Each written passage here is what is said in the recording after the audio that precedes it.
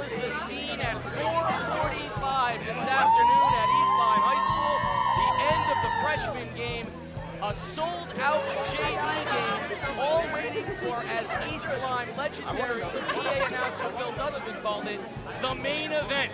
And now, live inside the gymnasium, we are ready for the main event. A sold-out East Lyme High School will see the 6th and 7th ranked teams in the state, and we've got them on game day. Live on theday.com, Casey O'Neill, along with the sports doctor Keith O'Brien, and sometimes it just doesn't get any better. Yeah, well, partner, it doesn't get any better than this right now, Casey.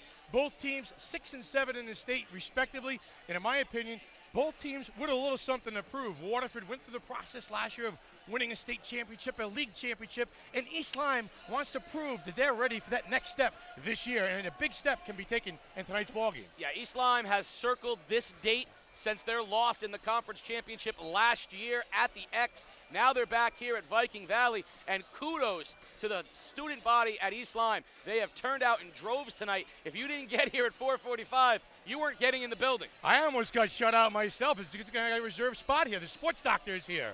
There it is, a whiteout from Viking Valley tonight. They are ready to blow the roof off of this place, and if they're going to do that, they're going to need help from a lot of different people, because the one thing, sports doctor, about this Waterford team is they're very versatile. Yeah, versatile, long, athletic, a lot of different moving parts that are all very good. Casey, some new additions to last year's team that won a state championship, that's for sure. There's a little bit of Viking Valley, a little bit of Lancer Nation. Let's talk about the players to watch in tonight's game. Yeah, sure, Casey. For East Lyme, we're going to go with Luke Leonard. Senior point guard is the heart and soul for this Viking team, a true leader on and off the floor. Tough on-ball D and relentless motor on the offensive end make Leonard a complete basketball player. Leonard's no-quit mentality is what this Viking team feeds off of when the game is on the line. And for Waterford, how about J.J. Brennan?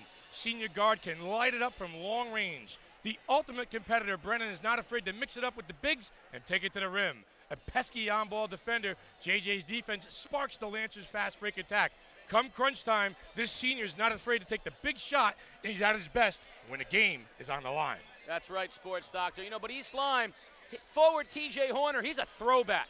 He plays two sports, and he sees the value in how they complement each other. But the quality he brings to both, straight-out toughness. Bocking out of the gun, low snap. TJ Horner bringing the pressure. I've been playing both for a very long time, basketball more. Ever since I was young, I always played basketball. Rebound underneath, put back. That was Horner. Football, I played when I was younger, took a couple years off and came back in 8th grade. There comes Horner. Horner has Parker and brings him down at the 25-yard line. Great individual effort by TJ Horner. I'm all about the multi-sport athlete. It's important to stay competitive throughout the year to develop that character trait in yourself.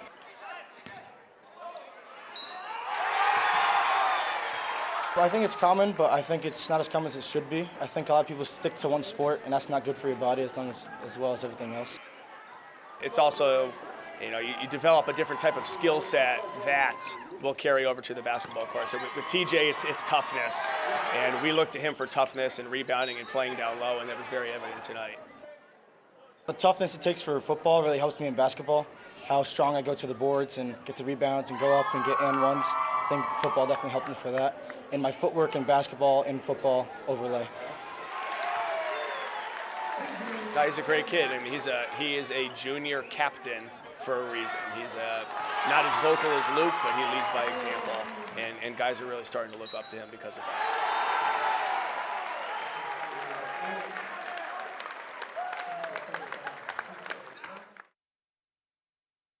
Well, we talk about multiple sport athletes all the time here on game day, and that is a good example of it right there. TJ Horner bringing a level of toughness to this Viking team, which Coach Bernardi said they lacked at times last year, Casey. Not this year. Oh, it's toughness. We got looks like Rocky out there. Yeah. Got blood pouring down his face. He's giving an interview with stitches in his eye. I mean, that's a football player playing basketball, and he is a difference maker for the Vikings. On the other side of things, sports doctor, what a long, strange trip it's been for Waterford guard Kenny Hill. But his teammates and coaches all agree it was worth it, because now he's home.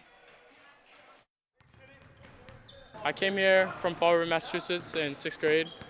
I remember First friend I made here was Dylan Eckhart, and he told me about the great neck runs, and he introduced me to Mr. Spellman and Liam and stuff like that. So that was my first time getting introduced to the boys, and we just go out there and play.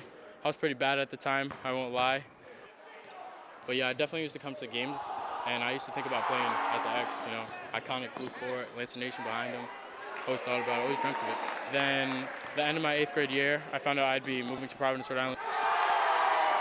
When I went there, I was really disappointed, obviously, because I grew with these guys, you know. Like, I played basketball with them for 3 years. It was kind of emotional leaving, especially all the friends I had here. We were actually really good friends. Starting in 6th grade, we were on the same team at Clark Lane. We kind of established a really strong bond. I took frequent trips out here during the summer where we go to the town hall and play, and, you know, I would always talk to Liam about how the season's going, how he's doing personally, and, you know, how they're developing, and I followed their success for sure. Each year he kind of would say, I want to come back, I want to play with you guys, and I was always like, oh, we'd love to have you. I went through some tough times with my family, and the end of my junior year, I kind of like contemplated, you know, whether or not I wanted to come back. I knew they were coming off a state championship, losing guard, Mike Bussetto, obviously. The decision was kind of made for me, and then next thing you know, I'm starting school here. He's a Waterford kid, and he was away for a few years, and he came back. He knows a lot of these players. I found out that he was coming to our school from the players. Said a young man, Kenny Hill, is coming to Waterford. I had no idea who he was. I was excited. I got here.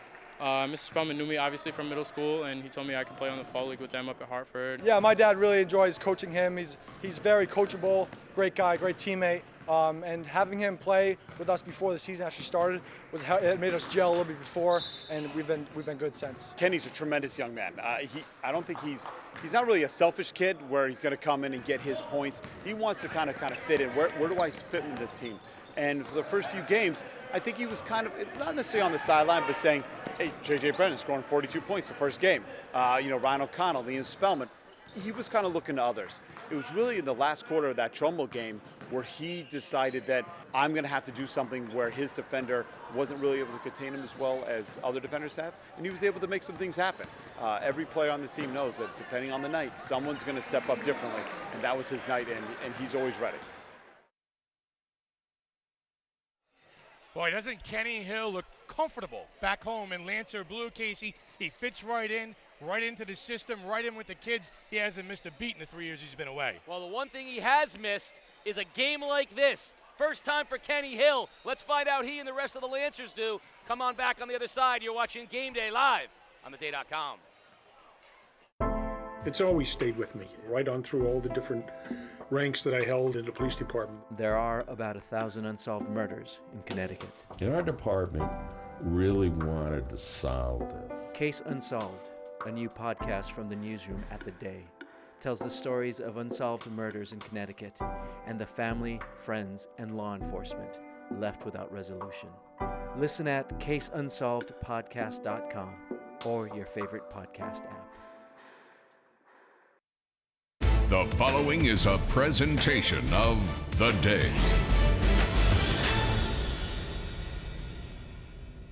They are the irresistible force and the immovable object. The rivalry in the ECC. The two best teams playing their best basketball. State-ranked, battle-tested, and on a collision course. The Waterford Lancers, undefeated and ranked 6th in the state, are the defending champs of the ECC and Class M. Player of the Year candidate Liam Spellman does it all, and J.J. Brennan is a dynamic scorer. Kenny Hill, Peyton Sutman, Ryan O'Connell, and Dylan Eckert have all had moments of brilliance in this young season. They might be more of a team than ever before. East Lyme, ranked 7th in the state, hasn't lost since opening night to 5th-ranked Notre Dame. Early Player of the Year candidate Dev Ostrowski and his dynamic partner Luke Leonard lead the way, but the Vikings have been unstoppable when TJ Horner, Jacob Peters, and Nate Diaz get it going. Tonight they are home and have been waiting for this game since last year's championship loss to the Lancers. It's all you want in a rivalry. Lancer Nation invades Viking Valley. The dynamic duo take on the champs. What happens when the irresistible force meets the immovable object? We find out on Game Day, live on theday.com.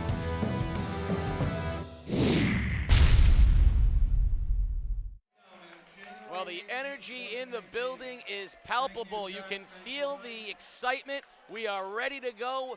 the 6th-ranked Waterford Lancers, the 7th-ranked East Lyme Vikings, ready to tip it off here in Viking Valley, and you are watching it live on Game Day on theday.com. We just saw our officials coming through, Tony Nacito, Dave Cruz, and Chad Cooney. That is an A-list group of officials tonight. A-list for an A game tonight, Casey. I'm ready for this one. 2 different styles, 2 different teams, ready to see which team brings what kind of changes to the table. Well, we talked about it earlier that Waterford might be the best passing team that we've seen in a couple of years. East Lyme, it's sort of a reversal. East Lyme's got the great player, but Waterford might be the quintessential team. I think they have to be.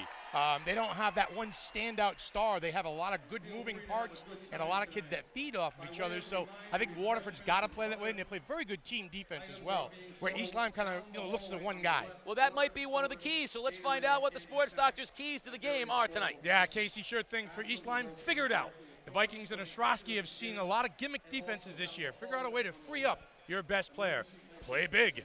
Horner and Grubb will need strong games and matching up against the Lancer front line. And no breaks. Limit Waterford fast break chances and runouts off of misses. For Waterford, keep it moving. Lancers are the best on offensive end when they pass the ball and find the open man. Don't lose Dev. Can't let that Viking star go for 40 limited scoring opportunities and let someone else beat you. And how about a hot start? Get rolling quick, take the crowd out of the game, and show a little muscle against this talented East Lyme team. Well, you know, everyone's here in the building, but lots of you are at home watching right now, too. We are all over the place, so we want to know, where are you watching tonight's game? Send it to us, #GameDayCT. You can be on Facebook, Twitter, or Instagram, so you can Insta us, tweet us, Facebook us, and show us where are you watching tonight's game. Shout-outs to the Bird's Eye in New London and Philomena's in Waterford, 2 places we know are live streaming tonight's game. And that says it all right there.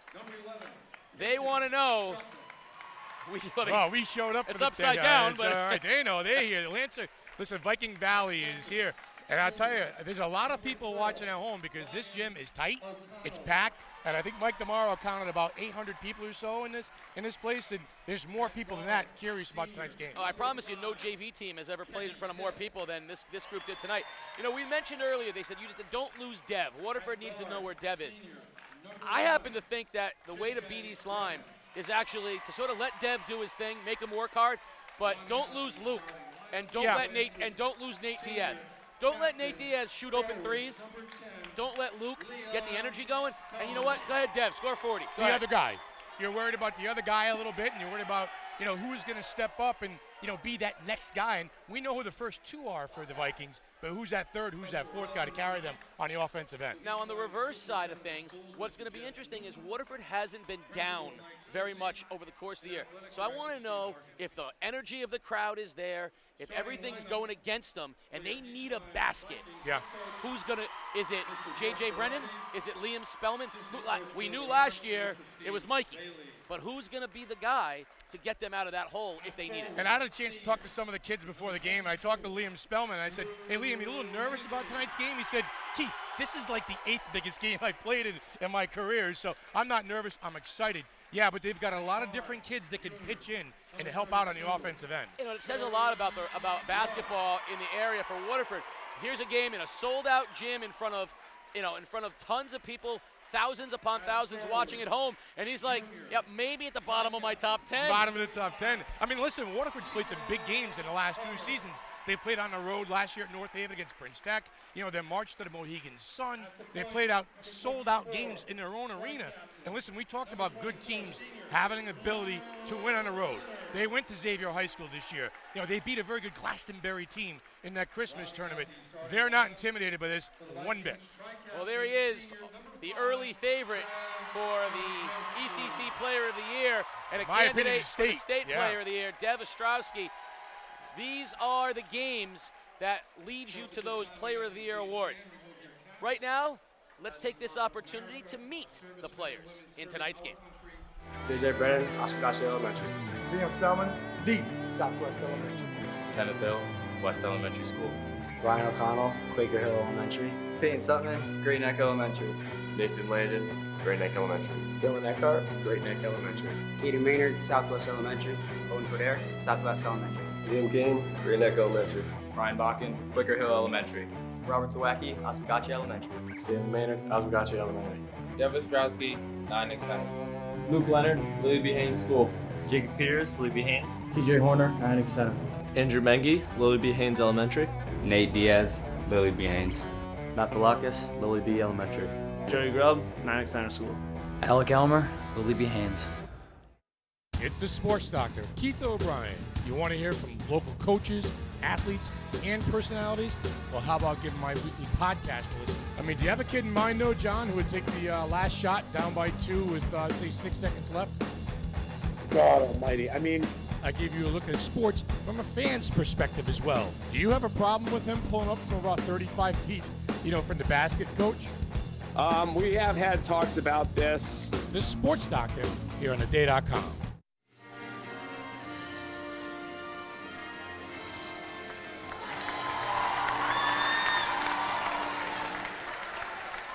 Tonight's officials, Mr. Dave Cruz.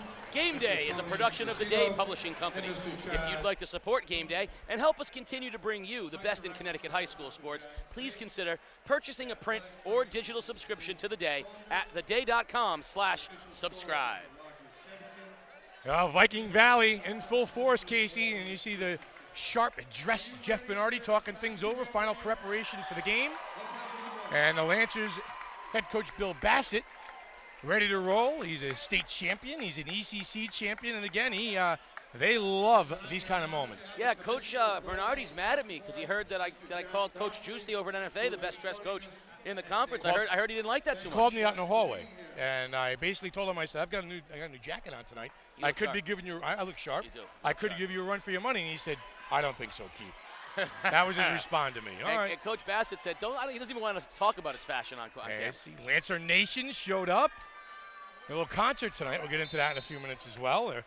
So Strowski's going to jump it up in the white versus O'Connell, and we are off. And we're going to have an illegal jump. We're going to re-jump it. I think they said Dev got there a little too quick. Ball wasn't up there yet. So how often do you see your guard jumping? Well, we're going to see it here. And Ostrowski and O'Connell go up for it. And Waterford will open up with Kenny Hill. A little straight man-to-man defense here for the Vikings. And I don't think you're going to have too much of a feeling-out process in this game. I think these two teams are going to go right at it. Long three from Spellman, short on the iron, and it goes out of bounds for the East Lyme ball. I liked what Kenny Hill did, though, right away, pushing Luke Leonard, trying to drive him off a little bit. I think you heard in the spot on Hill that this team has started to really excel as he's become more confident in his offense. Yeah, creating a little space, give me my space, let me do my thing. We were wondering who would have the early assignment on Ostrowski. It is, in fact, Hill. Ostrowski will launch it from anywhere, looking for a screen from Mengi, gets it, pulls up straight away, 3-ball, short iron, and a strong rebound by O'Connell. Important for East Lyme to get back on D, Casey. Waterford likes to run out, get easy scoring opportunities in the break. Interestingly, they've got Dev guarding J.J. Brennan. Tells you how important they feel Brennan is, as Ostrowski's a great on-ball defender. Zip pass by Spellman is tipped out of bounds. It'll stay Waterford basketball. You see that set, too, that high ball screen by Spellman trying to find Sutman, trying to come in on the back door that time. Throw a little high, got tipped. High inbounds pass to O'Connell. He'll give it back to Brennan, and there's Ostrowski right on top of him. Quick first step by Brennan, goes to the basket for two. He's not afraid. He's going to take it into the 10 against the big fellas. Ostrowski drives, tied up nicely by Sutman. And we're going to get a whistle. It's going to be tied up. It'll stay East Lyme basketball, but a great job by Sutman that time stepping in. Yeah, help side defense that time, Casey, and Dev's going to attract a lot of attention. And that time he saw the double team. Corner will inbound. In the corner it goes to Grubb. Ostrowski drives, kicks out. Leonard, high, arcing, rainbow three. Good!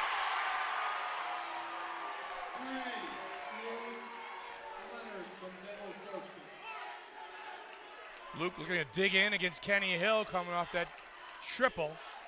Good matchup there at the point guard spot. Did a 5-second call. And there's your defense by Luke Leonard. There he is, harassing, just keeping Hill in front of him, and a little too much dribbling that time by the Waterford point guard. What I want to know is if Kenny Hill's sneakers are two different pairs of sneakers or if that's a set of sneakers. Can you get them out of the box that way? Yeah, they're just different colors, yeah. Or is that two pairs of sneakers turned into two pairs of sneakers? These are the things that keep me up at night. Two pairs turned into a pair. Pull-up, three-pointer. Ostrowski gets the favorable roll. Shooter's touch for Dev.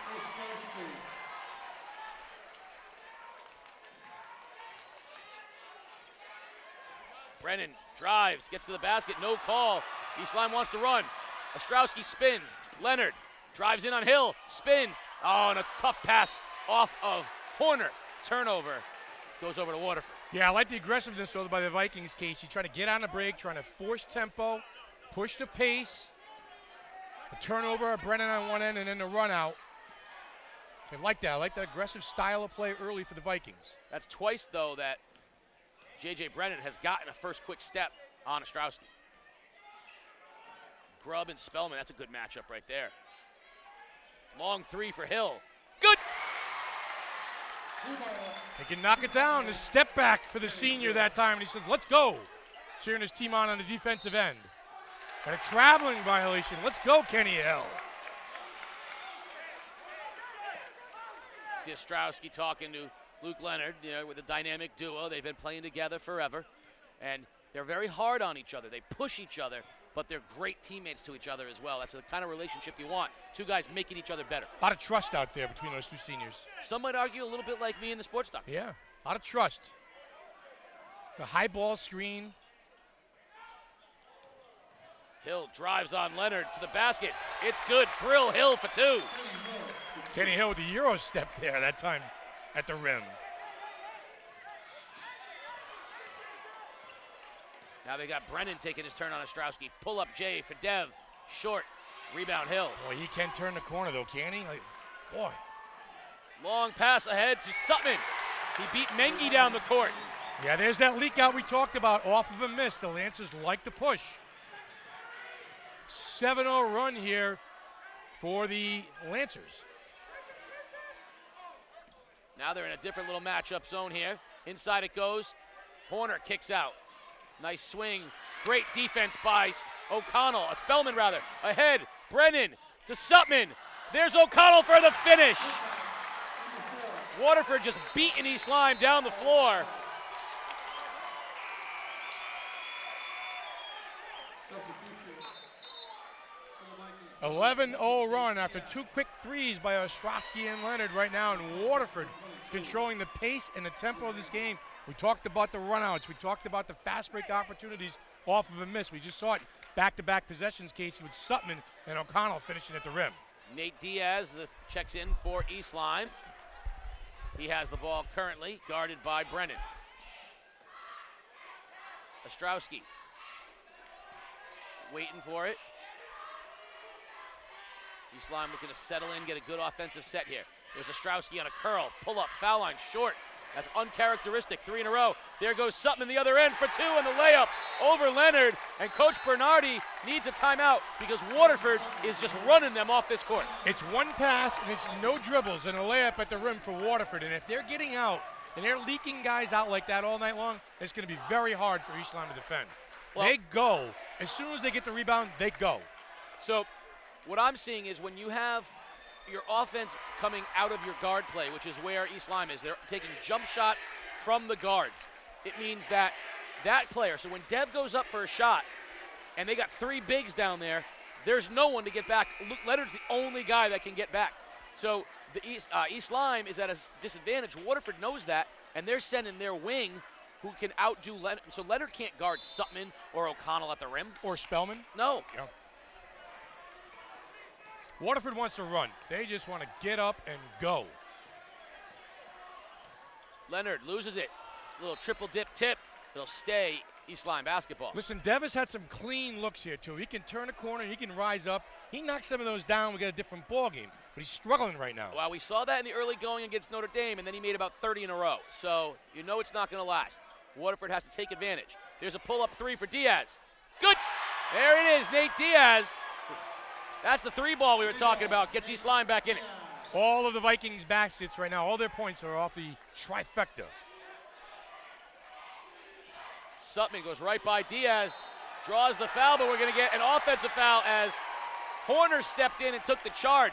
Now, I like what Sutman did there. He's got a mismatch in size with Diaz. That's great help defense from Horner. Yeah, Horner stepped in that time, got the charge, fired up, and an emotional kid, Dave Cruz, talking to him over there. He's all right. It's basketball, son.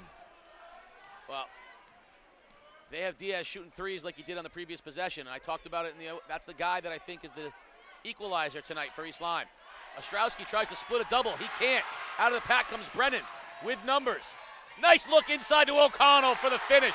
JJ with eyes. I think Dev trying to do a little too much here. Long three, side rim. Oh, good rebound underneath by Grubb, but he can't finish. And we're going to get a reach-in foul after the play on Grubb. Grubb called for the loose change down there underneath the basket that time. Good active hands for the big man. Got to put that in. Got to finish the chippy. But that's the first shot I've seen Dev miss from 35 feet. He was knocking it down in warmers like they were nothing. He didn't miss one. Now the best hair in the ECC comes into the ball game. Dylan Eckert, the senior. And Kenny Hill needs a trainer. He's got some blood. I don't think he realized that. So they'll send Caden Maynard into the game. For Waterford, Hill's got a cut on his finger, so they're sending him to the trainer. Everyone comes over to our table like we Wait, were you officially? I'm sorry, but you are the doctor. He just went to they said go to see the doctor. He came over to you. I can't help you, son. Well, maybe you should think about that name then. Brennan loses it out of bounds. It'll be tipped off East Lyme. It'll stay there. If you can't help a kid with a bleeding finger, doctor, well, maybe you should re-examine. Maybe we should call you the sports sanitation worker. That's fine. Whatever. You're in rare form today, my friend. It's a big game. Oh, quick three by O'Connell. Not his shot. Ball loose on the floor, but I think it's going to go off Ostrowski. It's going to stay Waterford basketball. So I have one thing. We saw earlier Kenny Hill sneakers. To me, Nate Diaz's sneakers look like he stepped in paint. I think Nate Diaz has sneakers on right now. We're going to get a shot of these. So it looks like he stepped in fluorescent paint. It's the new thing. I don't understand. I mean, they're cool. It's the new thing. Are they? It looks like he stepped in green paint. Brennan drives, kicks out. Spellman, three ball, in and out. Oh, there's O'Connell for the hustle rebound. Eckert for three. No good, but there's another weak side rebound. Brennan for three. No good. Another weak side rebound. Fourth chance scoring opportunity here for the Lancers. Brennan, spin, fallback, good. Hey, JJ. That East Lyme packing into a bit of a zone that time on that possession, Casey. And Brennan kind of dialed it in from mid-range. The tough two. Long three for Diaz. Good. Nate says, I'll step in all the paint I want, but I'm dropping threes. All of the Vikings points tonight via the long-range jump shot. 12 points, 4 3-pointers. How's that for quick math? A little hesitation for Brennan. Maybe you should be the sports mathematician. A steal from Ostrowski. Kicks it out. Pump fake. Diaz, another three. Oh, in and out, but there's a beautiful follow rebound from Horner. That time you saw Horner staying home, getting good position, and converting on the chippy. Right place, right time. Neither of these teams are going to get rattled. They've been in so many big games. That's the thing. They're going to sustain and kind of fight through these runs from the other teams. Spellman in the lane. No good. Oh, great position by Horner, and O'Connell with the foul over the back. Yeah, Horner's brought his lunch pail the last couple possessions, Casey. One time on the offensive end, that time on the defensive end, sealing out. Good position on the rebound that time by Horner. Playing a good ball game so far. This little run has happened, by the way, with Kenny Hill off the floor because of the finger injury. That's for sure. Because I couldn't help him? Because you couldn't help him. Right. You're responsible for this run from East Lyme. I will say, Sports Doctor, that one thing, too, is neither of these teams are very deep. They go about 7 deep each. We'll see if that comes into play. The pace of this game is very, very high. Leonard, Ostrowski from the corner, three ball, got it! Oh boy, the rise up and ascending from the senior superstar. And just like that, we are tied at 17. East Lyme has clawed back into it here toward the end of the first quarter. 5 3-pointers in the first quarter for the Vikings. And almost another 5-second call, and they're going to get Luke Leonard with the loose change call. See, Luke is pleading his point that, he's trying to create space with his off arm, and all I'm trying to do is, corral him a little bit. He wants it called both ways. Going to get Matt Valakis into the ball game. They're going to get Leonard out. They don't want him to draw another foul here with 27 seconds remaining. That's a smart move for Coach Bernardi. That's a bad foul because it happens 45 feet away from the basket. It is.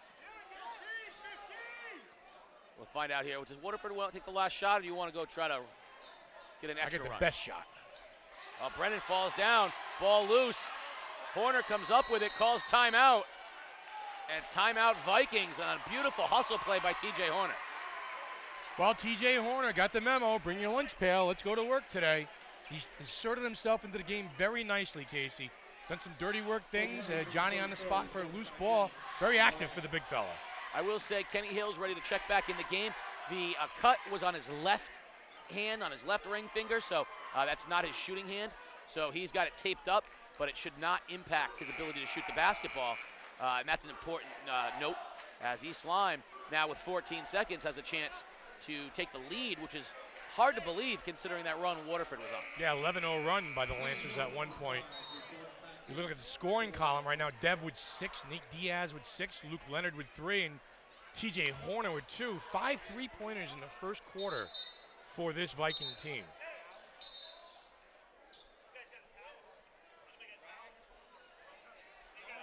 They need a towel. You want to give him your nice Fairfield T-shirt? You like that, huh? I'm not happy about it at all. No, I'm not happy about it at all. Fairfield Stags. He's pitching this year. Fairfield. Bill Bassett does it all. He coaches the team. He mops the floor. You're hired. Yeah, he's great. No, I'm not happy about your Fairfield. Is that mop-up duty? Is that what that is? That's mop-up time right there. There you go. You got some mop-up time today. So Coach didn't wear his ring tonight, though. It's kind of giving him a hard time about that. No jewelry, though. No. He's got a little bit of bling. He does. Last tier chance for East Lyme. Leonard drives, hangs in the air, dipsy-do for 2. And that'll take us to the end of the first quarter. It's exciting. 19-17. We'll come back on the other side. You're watching Game Day Live on theday.com. My favorite moments growing up, I think, were playing the Neil Hoke tournament with my brothers. Me and my cousin Justin playing 4th and 5th grade rec together. It was just real fun playing with him. My favorite memory was probably me and my younger brother playing basketball in our front yard. Out in the driveway, lowering the hoop with my friends, going out and just dunking on each other. That was always fun. My dad first coaching me, that was a good memory. In a travel tournament, it was the first game he ever coached me, and he was able to push me, and I thought that was great that he could do that. Probably 5th grade, I won Boys and Girls Club Championship. We won the Brantford tournament when we were I think we were 12, and it was the craziest run to get there. It was lots of screaming and yelling and game-winning buckets and stuff. It was fun. The whiteout of Viking Valley was just cheering, and their chant was, "You need Mikey." Allusion, of course, to last year's all-everything Mikey Bassetto, who has taken his talents to Southern New Hampshire. But I don't think they do need Mikey. I think what they need is to get back to what got them that lead in the first place, which was distribution from everybody. Yeah, good defense, good solid defense, Casey, and distribution and runouts. They made a lot of easy buckets on the other end, with O'Connell and Sutman, and you saw Kenny Hill on a runout. So Waterford wants to get things moving and run as much as they can. Kenny Hill back into the ball game for Waterford, but Maynard will stay in the basketball game. So different lineup here. Quick little shout out to Indianapolis and Josh Tiven, NBA ref from Waterford, Connecticut, tuning in tonight. Hello, Josh, and hello, Dev on the steal. Brennan recovers, however. Pushes him hard with the left, all the way to the basket, hangs in the air. Ball loose, out of the pack comes Leonard. He's got Ostrowski on the wing. Leonard pushes Hill, left-handed, no good, no call. Spellman the other way. Touchdown pass to Brennan, and he'll be fouled by Nate Diaz. We saw 3 runouts there, no conversions, but J.J. Brennan will find himself at the line for 2. Talk about toughness. Talk about a couple of these kids that we're watching tonight. Luke Leonard leads East Lyme in rebounding with just under 9 rebounds a game, and J.J. Brennan is tough as nails. Yeah, he got maybe the quickest first step in the league, can flat out shoot it. We see Jacob Peters back in the ball game, by the way. Peters, who had started most of the year for East Lyme, has been struggling a little bit at late, so he's got him coming off the bench, but that's size coming off the bench for East Lyme. You can't coach 6'5". You can't teach 6'5", that's for sure. You can coach it, though. You can coach it, that's what I'm saying, yeah. I'd love to coach that someday. You got your hands full this weekend off the back-to-back losses last week. Yeah, listen. I do. You guys play the Globetrotters this weekend? We do. We play the Griswold Globetrotters. All right. Let's see if Dev can get the work here, Casey, from the perimeter. He's been pretty quiet. Leonard. 3-ball is good from Luke. Boy, they rely on that three-point shot so much. 6th three-pointer of the game. What a crossover by Hill. Baseline jumper from O'Connell. Back iron, no good. There's Peters with the rebound. Leonard wants to push. Zips it over to Ostrowski. In the corner, Diaz. Dev drives, hangs. Left-handed finger roll is silky smooth. Well, you saw the closeout that time from Kenny Hill on Dev Ostrowski. He turned the corner and delivered with the finger roll in the left hand. 5-point Viking lead. Hill. Now Spellman drives. Zip pass O'Connell. No call. Back up top. Hill for 3. No good, and Ostrowski goes high in the air for the rebound. Now they outlet to Leonard. Luke hangs in the air. No foul, but yes, he'll get it and he'll shoot 2. 16.5 points a game, 9 rebounds a game, and 6 assists a game on the season for Luke Leonard, and not afraid to mix it up and take it into the paint. A little taste of their own medicine that time as East Lyme sent Leonard out and leaked so that they could have a little transition basketball. Yeah, and just like that, they find themselves up by 5 points right now, Casey. Important juncture here for the Lancers to kind of settle things down a little bit, especially on the offensive end. Yeah, they haven't really, and this is what we talked about. So we talked about in the pregame. Where are you going right now? Right, you're down 5. You need a basket. Crowd's starting to get into it. Maybe it's not J.J. Brennan because Ostrowski's on him. Who's going to give you that basket? Well, Kenny Hill is back in the mix. It's Peyton Sutton at the rim or Ryan O'Connell. It's going to have to be somebody that can create a little bit on their own, too. So maybe if Leon Spellman can find his shot, but it's a good question. We'll have to find out. Well, I'll tell you what I'm going to do right now. I'm going to find out whoever Joey Grubb and or Drew Mengi is guarding, because one of them is going to be guarding either they put Landon in the game now, too. So Spellman, Landon, and Sutton are all in the game. Someone is going to have a mismatch there, and that's the person I'm going to try to work through. Yeah, and you're right, though. The last 2 or 3 minutes of this game, East Lyme is beating Waterford at their own game with leak-outs and run-outs and fast-break opportunities. Now Leonard with an opportunity to shoot 2 here and increase the biggest lead of the game, which was his 5. And I don't think he touched any part of the rim on that. It's a rainbow free throw, Robert Parrish style. He has 9 points to lead the way for the Vikings.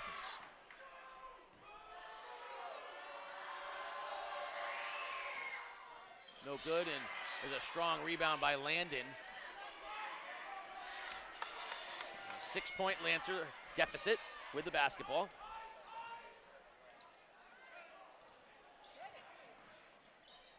Sutton set a great screen for Hill, but the zip pass to nowhere out of bounds. Yeah, a double screen that time that Hill went through and tried to find Landon. Landon, it's a fastball, son. You're in the big leagues now. You got to get your hands ready.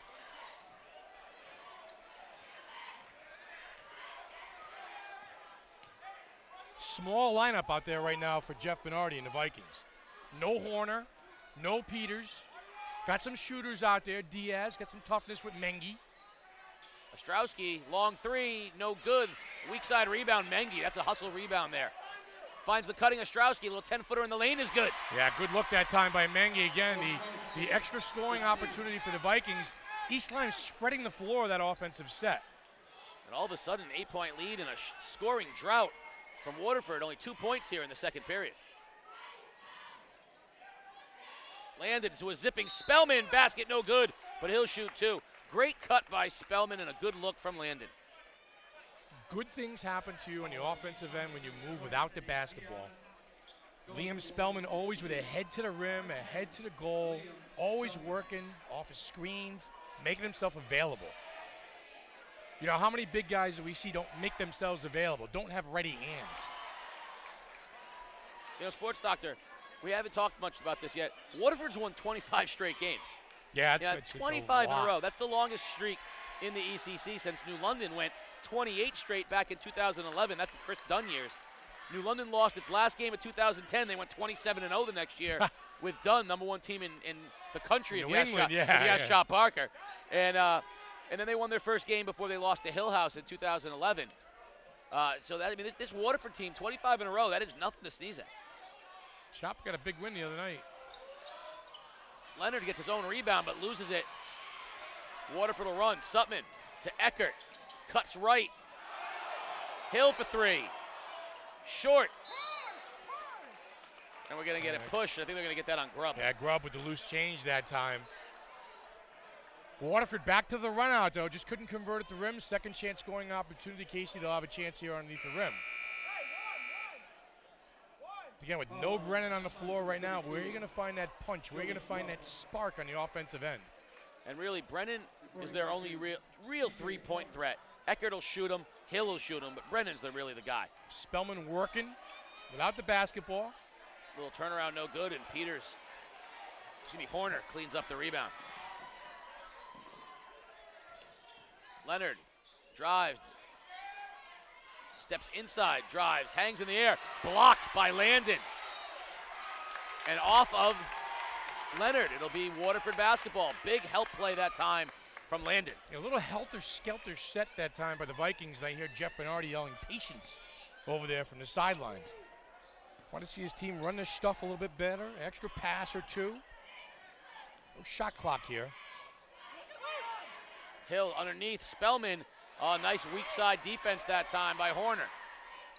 Ostrowski, quick pull-up. Got it! Well, his ability to hang in the air and gather himself and shoot with a smooth touch, Casey, it is pretty to watch.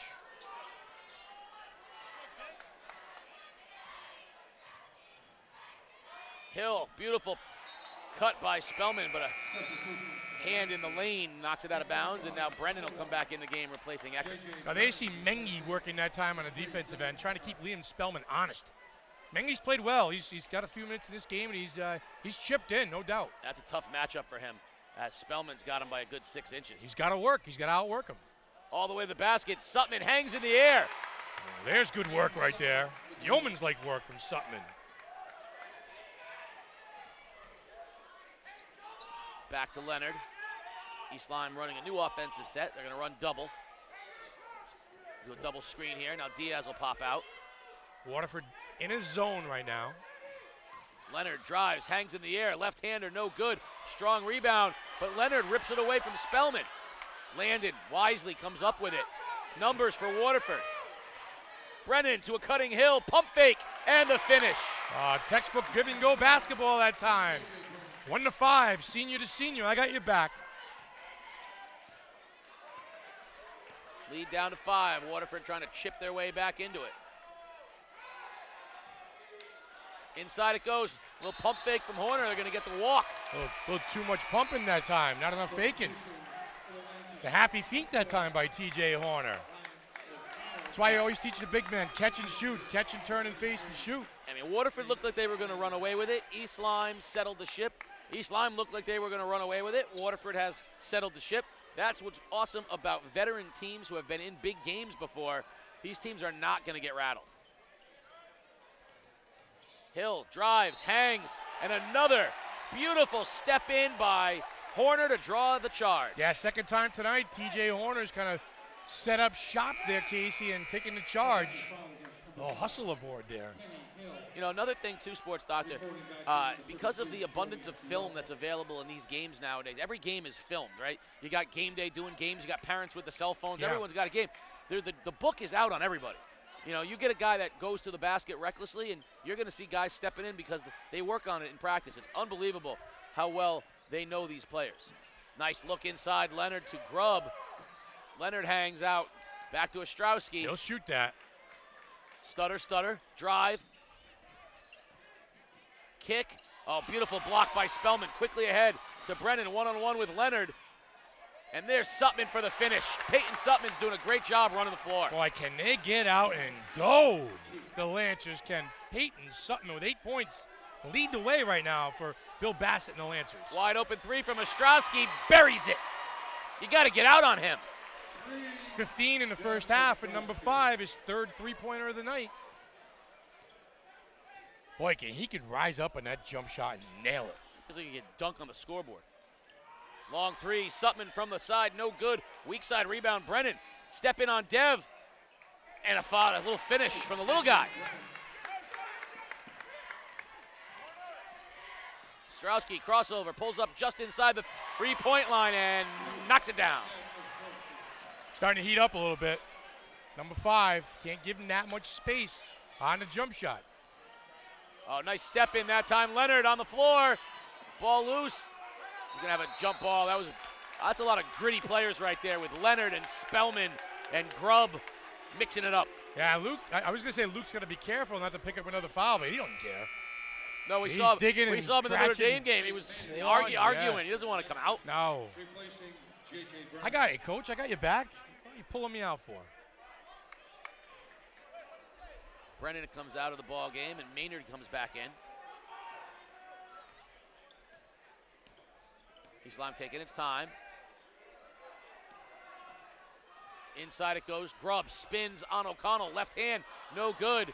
Ball loose. Hill tips it to himself, looking to run. Finds the cutting O'Connell. Can't finish, but he'll go to the line.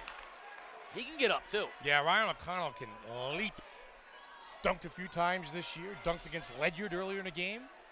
He could send it in. Reminds me of myself back when I was 19, 18 years old. Absolutely. Jump up, grab the net a time or two. A guy of your age has faulty memories. That's normal. Normal when you get to be your age. I touched the backboard once in the JV game. I did too. Nerf hoop in my living room. Ryan O'Connell, one of those kids who's really improved this year for Coach Bill Bassett. Junior, 6'5", 5 points on the game so far, Casey. Not afraid of that big stage, is he? No, we're under a minute here. We're going to have a close game. It's 5 points right now. Quick pull, Ostrowski. He's on fire. He's heating up. Now he's past that now, Sports Doctor. He is officially en fuego. 19 points in the first half for Dev. Oh, picked off by Grubb. Coach Bernardi wants the last shot. He says patience. He wants to go in, win up. They're up 7 right now. He wants to go in and no worse off than that. Little two-man game, Luke and Ostrowski. Now we're under 10, so they'll run it. Ostrowski looking for a screen. Stutter steps, kicks. Leonard drives, hangs, floater, no good, and we are at halftime. A 7-point Viking lead as we are at halftime. That officially brings us to the Mr. G's post-game show. The Sports Doctor has Coach Jeff Bernardi. Got off to a hot start. How did you guys settle things down out there? We stopped making mistakes. They were killing us in transition off of bad shots and turnovers, and that was killing us. I still think our shot selection is too quick. Can you rely on a three-point shot in the second half? Yeah, we can, but I would like to get more action to the basket. What's the one thing you want to talk about in the halftime with your team? Poise. Poise, that's it. Just like their head coach. Good luck in the second half, Coach. Casey? Thank you, Sports Doctor. A 7-point Viking lead here at halftime. I referenced Mr. G's. Well, they are on board, but I got them a little too early. We're going to wait for the postgame for Mr. G's. We're here at halftime at East Lyme High School. One of my favorite segments all year long has been meeting the players and seeing this segment here. We're going to find out who their favorite teachers are. Let's find out. My favorite teacher has to be Mr. Cheney. He's a history teacher here at the high school, and he just gave me a new love for history. My mom's a history teacher, so she really liked that I like history now. My favorite teacher is probably Mr. LeConte. He's a history teacher, and we always just got along. He's a cool guy. Mr. Cheney is my favorite teacher for history. He gave me love for history, and that's developed into me still liking history. So. I'd say my favorite teacher is Mr. Matthew, back from 5th grade, 6th grade, and social studies teacher. He really opened up why I like history. He's a really great guy. Mr. Cheney would definitely have to be my favorite teacher because I never really liked history, but he kind of gave me a love for it last year, and I learned a lot in his class while still having fun. It's hot here at East Lyme. They're opening up the windows The Vikings have a 7-point lead, but right now the Sports Doctor's got our halftime guest. Take it away, Sports Doctor. Well, you know it's a big game when Joe Morelli is here. Joe Morelli from Game Time CT in New Haven Register. Joe, your GPS got you across the Baldwin Bridge finally for a basketball game. Good to see you here tonight at East Lyme. Pleasure to be here. Sold out crowd here at East Lyme High School. It was sold out pretty early, wasn't it? We sold out at about 4:45 tonight. Joe, 6 and 7 in the state right now, respectively. You like what you see out of these two teams? Yeah, I mean, it's a nice, clean basketball game. This is the best two teams in the league, and I'd be very surprised if it wasn't the same two teams at the Mohegan Sun at the end of February. Yeah. Joe, some of the teams that you've seen across the state this year, you've seen some of the big boys, Sacred Heart, East Catholic, Waterford had beat Trumbull earlier this year. Where do you see either one of these teams stacking up statewide? Well, I think they're right where they're supposed to be at 6 and 7. I mean, if Waterford wins tonight, he can find a way to move up. But I think who we have in the top 5, as long as they don't lose, they're going to stay where they are. And I mean, Waterford's going to stay at 6 unless people lose in front of them. There's no shame in that in Division 2. But I mean, these are two of the favorites in their respective brackets: Waterford in 2, East Lyme in 3. Yeah, I think right now Waterford's ranked first in Division 2, and East Lyme is ranked 3rd. This league right now, too, the ECC, with some of the scheduling they do out of conference. Waterford is, obviously played a good Glastonbury team, Trumbull. They play Immaculate in a few weeks. Jeff Bernardi's taking his team. And, the league is scheduling very good out-of-league competition. Well, they know they have to if they want to be at the Mohegan Sun, other than for the SEC final. They have to schedule like that. That's how you get better. I mean, that's how any team gets better. The non-conference games are where it's at. That's the games you and I, we want to go see those kind of games because that's what makes us interesting. And these games are great, too, obviously, with a great crowd. But like I said to you before, these teams are going to be there at the end. The question is will they both? Joe, we talk about some of the marquee players across the state. Yep. I think, in my opinion, we see one of the top 5 players in the state right now. He's got 19 points at the half, Dev Ostrowski. I believe he's got 11, the last 11 for the half for East Lyme. I mean, and it's funny. I mean, I'm in Jeff Bernardi's ear, and he's like telling him, "Don't settle, don't settle." But sometimes when he does settle, he does a good job. But obviously, everything runs through him, and they got the guys on the wings who can make 3-pointers. It's amazing where this team would be without Dev Ostrowski. And obviously, J.J. Brennan has kind of filled in very nicely for Mikey Busetto now at Southern New Hampshire. Again, both teams are very good. I can't. I wouldn't be able to argue with you right now. And I wouldn't want to try as far as Dev being in the top 5 in the state. But we have a ways to go to find out who will be. Right. It's early. We're mid-season. Right. We're on a mad dash to the Mohegan Sun. There's a lot of good basketball being played here in the ECC and on your end of the state as well. Yeah, well, New Haven's a little bit down this year. I mean, Notre Dame West Haven is the best team in the league, SEC this year. I mean, like I said, Sacred Heart, East Catholic, Windsor, and Bassick. In 2 weeks, you got Bassick hosting East Catholic. May have another great crowd in your hands. Again, a great non-conference game. It remains to see what will happen, but I'm very anxious to see how these teams finish up and who can go unbeaten in the regular season and get into March with the pressure of being undefeated. We'll see. Well, Casey, I think we found our 4th for our golf game this summer, too. The rumor has it Joe Morelli swings a really good club. Only if I get shots. I'll give you 6 shots, Joe. That's right. Joe, good work this year, and we'll see you down at the Mohegan Sun. Thank you very much. Casey? Thank you, Sports Doctor. Well, a happy Viking. They've got a 7-point lead. We're at halftime here at East Lyme High School. Let's go and find out some more of the favorite teachers from our players. My favorite teacher is Mr. Clark, Clamp God Clark, in engineering class. Mr. Ellis, math teacher, had him junior year. Brings the energy.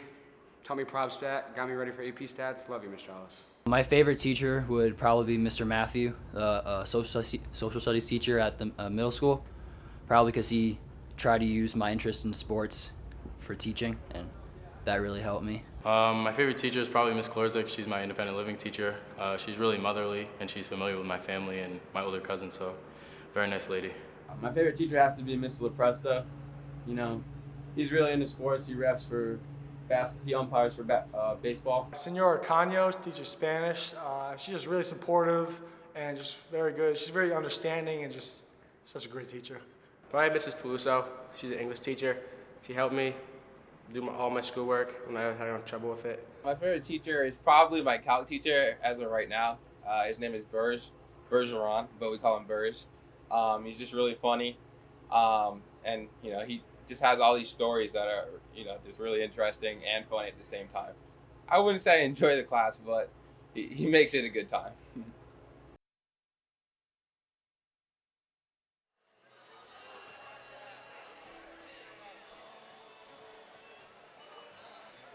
The Day strives to cover stories our readers care about with a project called Curious CT. We make it easier for you to tell us what you want to know about the people, places, and issues in southeastern Connecticut. You submit your questions, you vote on your favorite question, and we investigate and report. Go to theday.com/CuriousCT for more details. You ask, you vote, we investigate. So we asked you, where are you watching the game tonight? Let's see what you responded with. Oh, I know that boy right there. Mason Wappy's watching the game. Look at him. There he is with a little Go Lancers. Once a Lancer from Oklahoma State University, Olivia. I love it. From Georgetown in the District of Columbia, go Vikes. From the capital, that's Dylan Hudicek at Georgetown. I love it.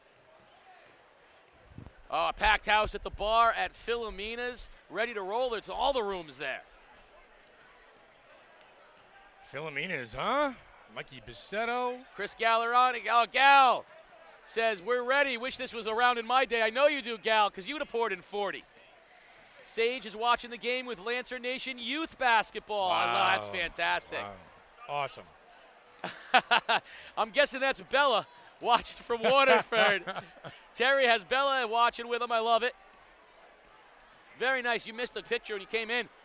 Dylan Hudicek. Yeah, from Georgetown. Yeah. He's watching right now. Yeah, I beat him in a race. What's that? I beat him in a race this year. It wasn't close either, Sports Doctor. I mean, you dusted the kid. No, I buried him. Buried him. That's the kind of talent that allowed you to touch the rim when you were in high school. Yeah, here's Walker Sutton. No. We're not talking about him. We're not talking about him. I mean, this is courtesy right here of Walker Sutton. This is what you get on game day when you cover. He's one of my favorite players of all time. He was on one game of mine day. too. Walk is going to fit nicely. Yeah. Good luck in the springtime in Fairfield. Now there's one of my favorite players, Mia Brennan, sister of JJ, or maybe JJ's brother of Mia, the way she's playing over at Avery Point. But you know what, Walker Sutton, you were one of my favorite players. But you know what? Unless I get myself a little Fairfield Stag action. He's down to number 3 on your list. Maybe not even in the top 5. Oh, I'm not going to lie to you. Trevor Yeomans, Eric Pinch, everybody is here. Everybody that got here early is here. J.R. Gandenberg, he's got hair now. J.R. Gandenberger, you know, it's funny because Nate Diaz has filled his role. Yeah. That's the Gandenberger role. Yep. Knock down open threes and make good choices. And we talked about it after their loss to Notre Dame. We said Nate Diaz is going to have to play better in these big games because teams are going to try to take Dev out. Diaz had a terrible game against Notre Dame. He's given them very good minutes tonight. Yeah, he's knocked down 2 3-pointers, Casey, some good looks. And, you talk about those other guys. Right now Dev has got 19.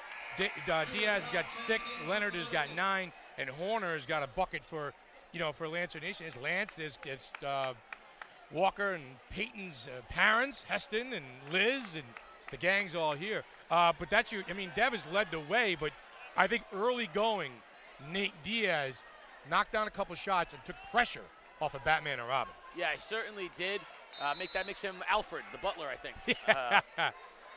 Strap it on here. This is going to be a big-time second half. This is anybody's ball game right now. Waterford needs better minutes out of that guy right there. Brennan, quick 3, got it! Hey, JJ!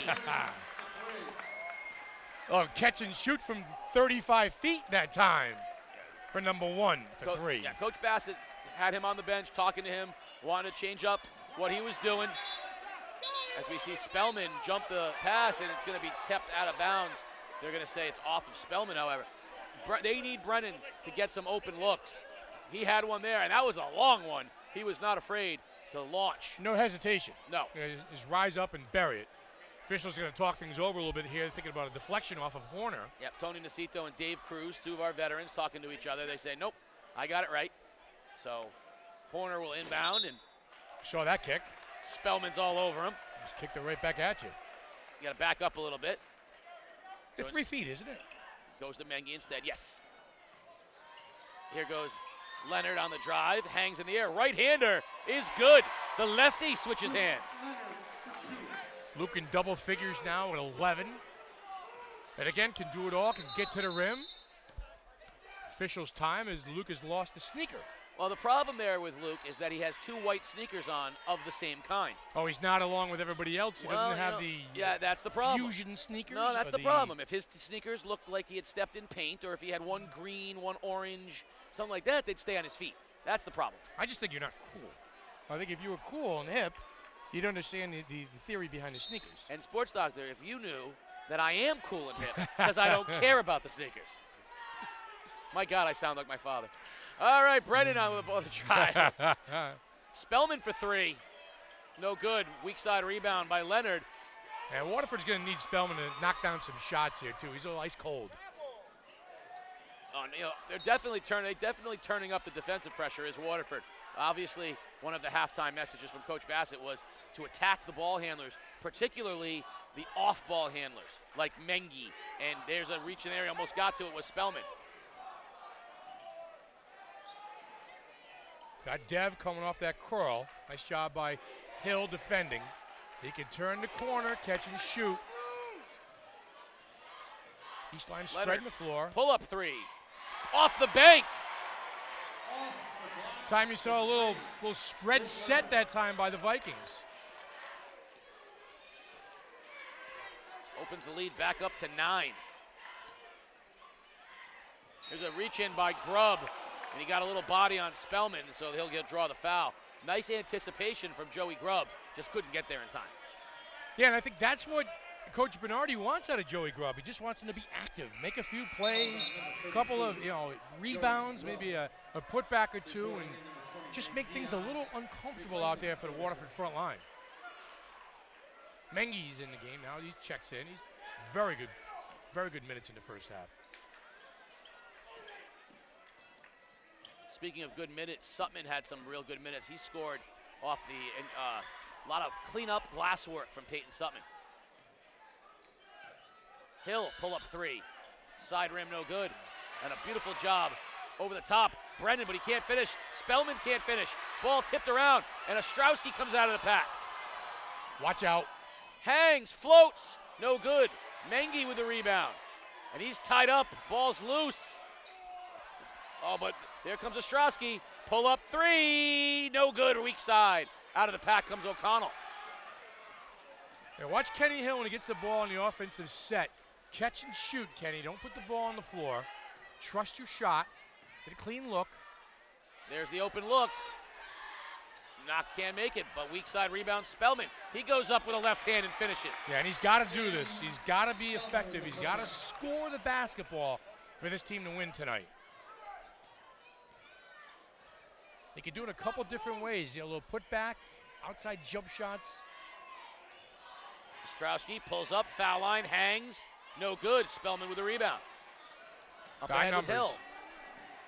In the corner it goes. O'Connell for 3. No good. But there's Sutman with the baseline jumper, and he can't get it to go.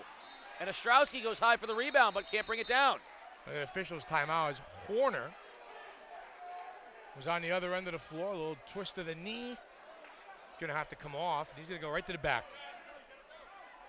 Peters will check in. I was hoping he was going to point to his quad and say he got the Charlie horse. Yeah. I don't like when they point to the knee. Yeah. Peters banging with O'Connell. I love that. There's the mismatch Sutman has with Diaz. Inside it goes. Spellman, nice move, hangs in the air. And there's the 2 mismatches. Mengi on Spellman. And on the other side, Sutman was with Diaz. And great job, Waterford exploiting. And no hesitation that time by Spellman either, too, Casey. Catch the ball, make a move, make something happen with the smaller man on you. And Waterford's going to need Liam Spellman to score to win this ballgame. Yep. Waterford's just going to try to creep into this thing. And certainly, Horner not being on the floor is makes it mismatch problems for East Lyme. There's Mengi tracking it down. Nice job with a little limbo bridge work. Leonard comes out of the pack with it. He zips to Diaz. Open 3. Good.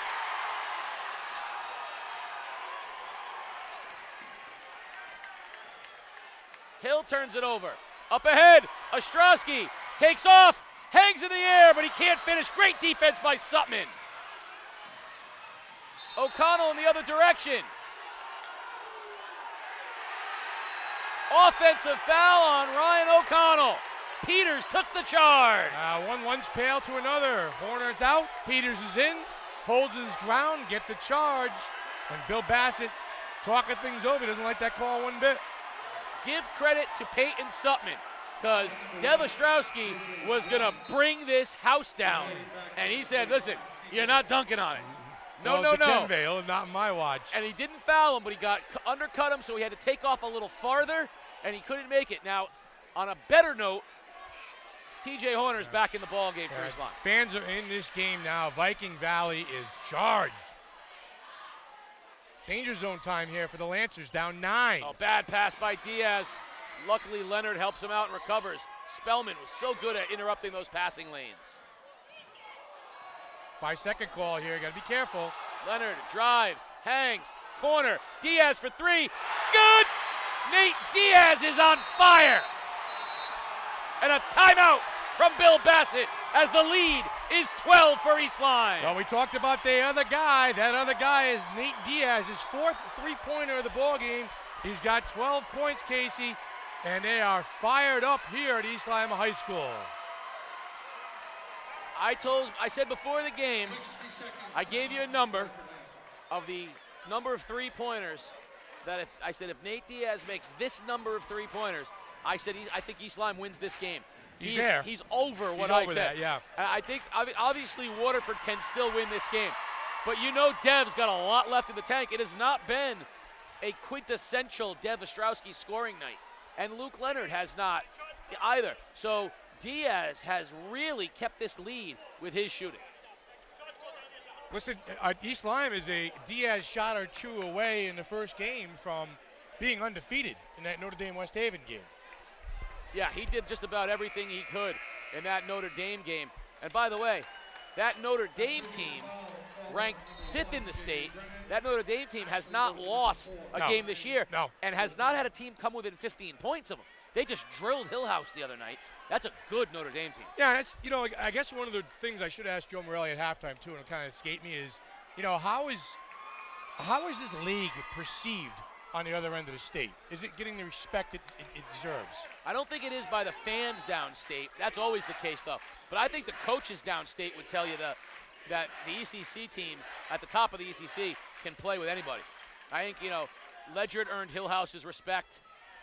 I think Waterford has earned the respect of any number of teams, as has East Lyme. Yeah. But you ask Jason Shea, about East Lyme, and he's going to say that they're the best team that we faced all year. Yeah, I would agree with that. He's a good basketball coach, too, isn't he? Yeah, He's a good basketball coach. College guy. Yeah, good guy. I mean, he just knows his game.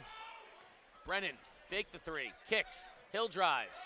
Nice cut to Sutman, and a follow by Spellman, but he's fouled. Well, you're going to have Sutman and or Spellman here start carrying the load, because you see the attention now JJ gets when he's got the ball at the top of the circle. He's getting Dev on him. He's getting Luke on him. They'll double, they'll pinch. So Liam and or Peyton Sutman, they're going to have to help out up front. And if we had a three-point shooting contest with the racks of balls, the old Larry Bird three-point, between Ostrowski and J.J. Brennan, I'd pay to watch it. Yeah. The difference is Dev can get his own shot because he can rise up above the guys. J.J., the diminutive one, needs space. Needs some space. Yeah. So you can take J.J. out of the game more easily than you can take Dev out of the game. But I'd pay to see that three-point game. Yeah. Diaz playing with so much more confidence now. Dumps it inside to Peters. Peters spins, little right-handed jump hook is good. It's all going right now. That's the drop step, the big man move by the big man, the little sky hook. Jacob Peters, 6'5". Sutman goes right past Diaz. Layup is good, but offensive foul as Horner stepped in. Third charge of the night taken by T.J. Horner. Wow, what a fourth charge of the night taken overall by this Viking team. So 3 by Horner, 1 by Peters. Yeah. That's 4 offensive charge. That's impressive. Those are grown men basketball plays right there. When you can stand in and take a charge, it's big boy basketball. That's true. Ostrowski with the ball. Now over to Leonard. A double screen for Dev, trying to free him up on the baseline. Good defense that time by Hill. Leonard gets out of control, and he's on the line. That was a out-of-control play by Luke. Yeah, great defensive set that time by Waterford. Casey, they tried running Dev off a double baseline screen. Kenny Hill fought his way through the screens. Dev never got a touch. Waterford's running scramble right now, for whatever that works for you. Try to drop it inside O'Connell. Left hand, no good. There's Spellman on the follow, and oh, did that hang on the rim for 5 seconds? Well, I've had a putt or two like that in my day. No, mine Just doesn't go in. in. Yeah, mine doesn't go in. It sits on the rim. Leonard, Ostrowski, we're going to get an offensive foul, illegal screen. Yeah, that time Peters tried to set the high screen for Dev. Got a little too generous with the feet, little body movement that time. Can't do that, son. Good idea, poor execution. You told me that last weekend, right? Bad decisions, poor execution. Yeah, you got to team. make good choices, and then you got to execute those choices. You know, if you make sometimes you make bad choices, but sometimes you make a good choice, but you don't execute. Well, let's see Kenny Hill shoot that ball. Catch and shoot from the three-point line. Yeah, he struggled, though. Straightaway three from Spellman is short. Side, look at that hustle rebound from Spellman, though. Finds a cutting Sutman, knocks it down from just inside the foul line. Peyton Sutman in double digits tonight with 10 points. A little extra spark for this Lancer team. Waterford needs a stop. And it got it to 8. Ostrowski's got Hill. Drives, hangs, little throw it up on the rim, no good. And see how Spellman immediately looked for the long pass? Doubled by O'Connell there, too. Gonna be a kick on Leonard, and it'll stay Waterford basketball. The one thing I've noticed about Waterford is extra help on Dev when he gets the ball. So you're seeing, it's a second guy run at him. They just scored a bucket here in the second half. 19 in the first, nothing here in the second half. Well, if I know Mike Bassetto, the owner of Philomena's, he's screaming right now at the TV because Waterford is not getting good looks here. They're missing shots, just not getting good looks, taking advantage of their height. There it goes, 3-ball, Leonard, no good, rebound, loose, and we're gonna get a loose ball foul. And on Peters. I call that on Peters. That's a tough one. I think they were both up going for the basketball. A loose change right there. A couple kids, like you said, 6'5", climbing the ladder straight up. A little body contact underneath. I think Jeff Bernardi likes the hustle he's seen out of Jacob Peters, though. This has been the best, most active. We've seen him draw early fouls. That's the other difference. When he starts and he draws 2 early fouls, it disrupts everything you do. When he comes off the bench, it's almost like, it's gravy. Here's a steal. Batman with Robin. Layup by Leonard is good. I wanted to see Leonard throw that ball off the glass that time. Luke Leonard. Yeah. This isn't Zion Williamson at Duke.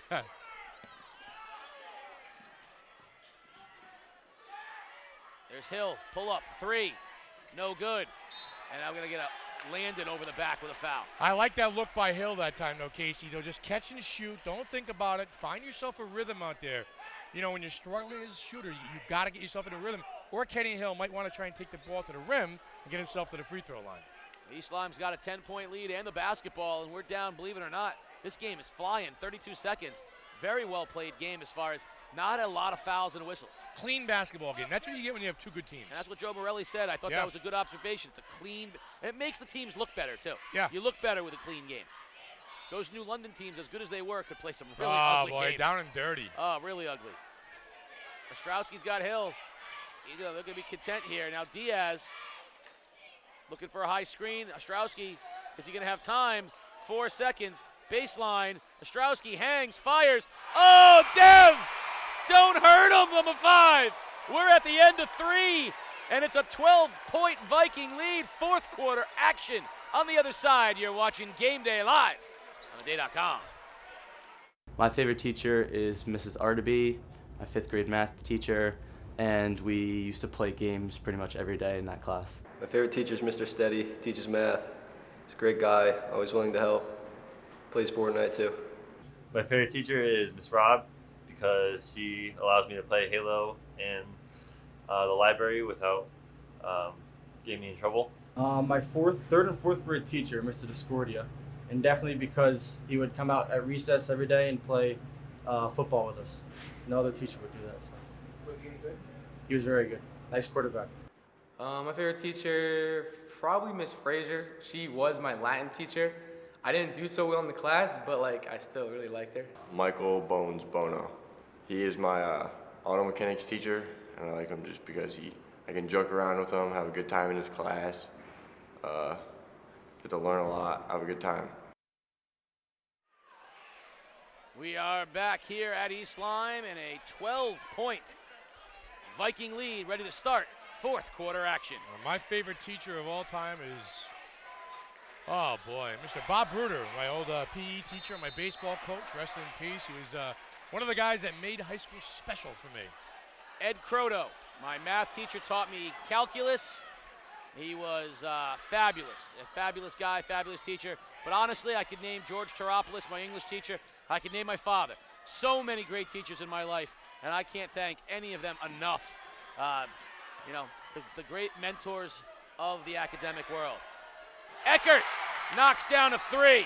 Yeah, and Waterford needed that. Their offense has been out of sorts the last 3 or 4 minutes, Casey. Huge free ball from Eckert. Ostrowski drives, he'll draw the foul. Having Brennan and Eckert on the floor at the same time gives them a little different look. That's two shooters that can knock it down. And I think that's something a little different because now you got to account for both. Ostrowski fouled. But don't you feel like on the other end though, that when when in doubt, just give it to Dev and he'll figure something out? Well, it looks like right now, and that's set by East Lyme, Casey, it's spread set. So spread the floor, let Dev either do his thing. If a double team comes, you find a guy on the baseline or now you've got options. You've got Diaz knocking down shots, and you've got Luke knocking down shots. You know, you've got some personnel in there that can help you out a little bit. And we've seen TJ Horner, what he can do on the baseline as well. So spread them out and go after their weakness. Yeah, they had Eckert bring the ball up to try to give Brennan some space. You know, the other thing, too, with Kenny Hill not in the game, whoever is going to guard Dev is going to be undersized, or he's going to have a quickness mismatch. Eckert pulls up, jumper, no good, Wild. Saved in by Spellman to Eckert, and he'll draw the foul. What a play by Liam Spellman. Saves it, hangs in the air, and finds the cutter. Yeah, and Eckert moving without the basketball. The key to that play right there on top of Spellman. But just got to keep going. If you keep moving, good things will happen to you. And he'll shoot two. First one is in and out. That was all the way down. Beyond Borg that time. Couldn't get net ball from Borg. Let serve. I got it all. Deuce, advantage Eckert. Big tennis guy. He misses them both. Too good a shooter for that. And O'Connell with a great rebound. And he's going to draw a foul. And we're going to see Kenny Hill back into the ball game for Eckert. Kenny Hill back in the lineup. The Lancers. Well, I'll tell you what. Kenny, I'm sorry, Case. So, you know, go ahead with your thought. No, I was just going to say Kenny Hill's going to find the scoring touch here as he comes in the last 7 minutes of the game. You talked about the average of points for these two teams earlier. Yeah. I don't know that either one of them is going to get there. They're mirror images. Both teams, you know, Waterford averages 71.4 points a game. East Lyme averages 70.8. That's pretty close. On a defensive end, Waterford gives up 54.3 points a game. East Lyme gives up 51.8. Well, so Waterford has already given up more points than they average giving up on the year. And East Lyme is going to give up more as well. Oh, what a play by Ostrowski. Leonard, three, no good. High rebound by Brennan. But I don't think either of these teams is going to get to their scoring average. You don't think East Lyme will get to 70? They got 55 right now. I don't. Not in the fourth quarter. Unless they do it from the line. Hanging in the air is Sutman. He'll go shoot two. Nice, aggressive offensive move from Peyton Sutman. One of the big things that we've talked about earlier, too, was the matchup with Ostrowski on Brennan. Brennan has had to work extra hard on an offensive end to even get a look out there tonight. Important free throw knocked down by Sutman. Peyton's got 11. Peyton's place, played a good game tonight. Well, as of right now, he is my favorite Sutman brother. You didn't get a T-shirt. No, you can get me swag, yeah. So Peyton Sutman is now Why my do you take favorite that son. personally? You don't have a Coast Guard gear yet either. Artie Lamro. I wished him on your list. I wished him a happy birthday. It was his birthday the other day. I wished him happy birthday, and I was dangerously close to saying, "Hey, happy birthday. Where's my swag?" It's coming. It's coming. Well, Waterford's got Nobody's this. getting paid over the Coast Guard right now. I know, so, right? We don't get into that. Waterford's cut this thing down to 8. They got the basketball right now. They get knock a 3 ball down right here. Watch this place get quiet. Hill cuts to Spellman with a finish. Beautiful look. Great two-man basketball that time. A little pick and roll and a little shuttle to the rim that time by Spellman. And Kenny Hill with the zip pass found him. It's down to 6. Ostrowski goes right all the way, hangs. Nice job of help defense. Leonard hangs in the lane, blocked by Sutman. Underneath, Horner loses it on the floor. And it'll be knocked out of bounds. It'll be Waterford basketball.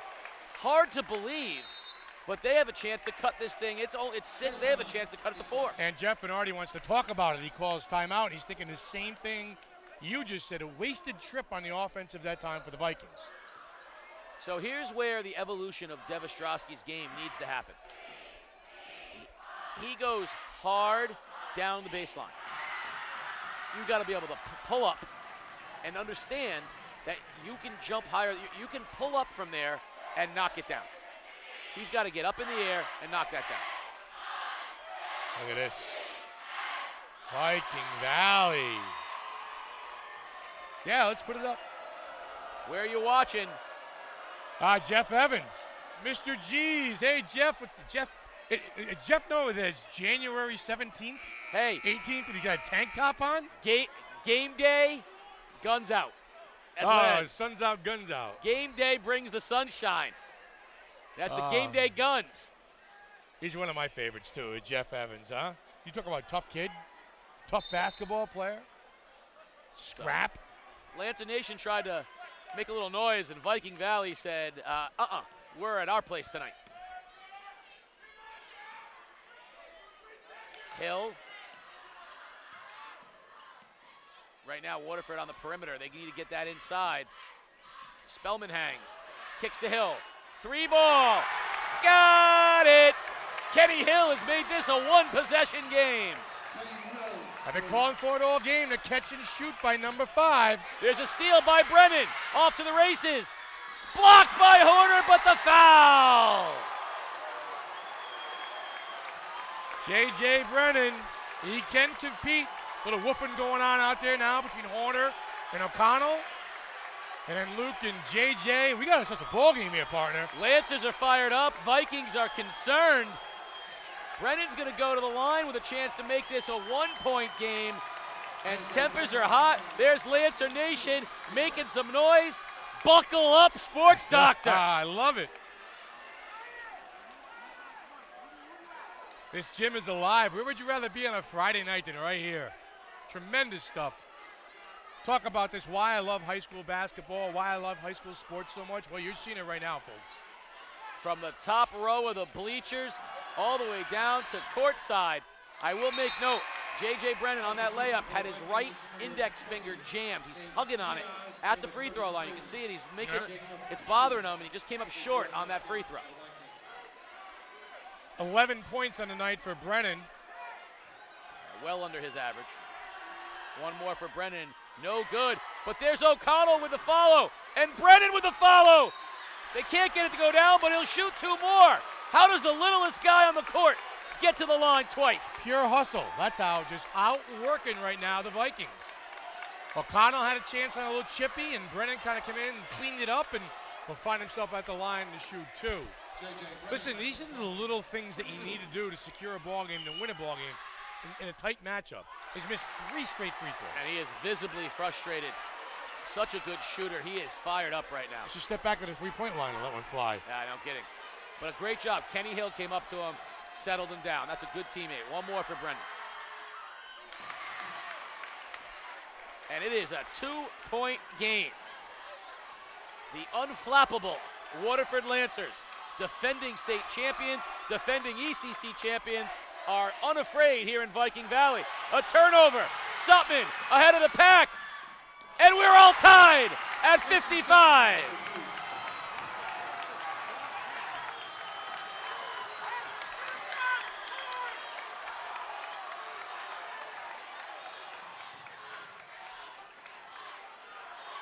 Leonard's got to be careful here.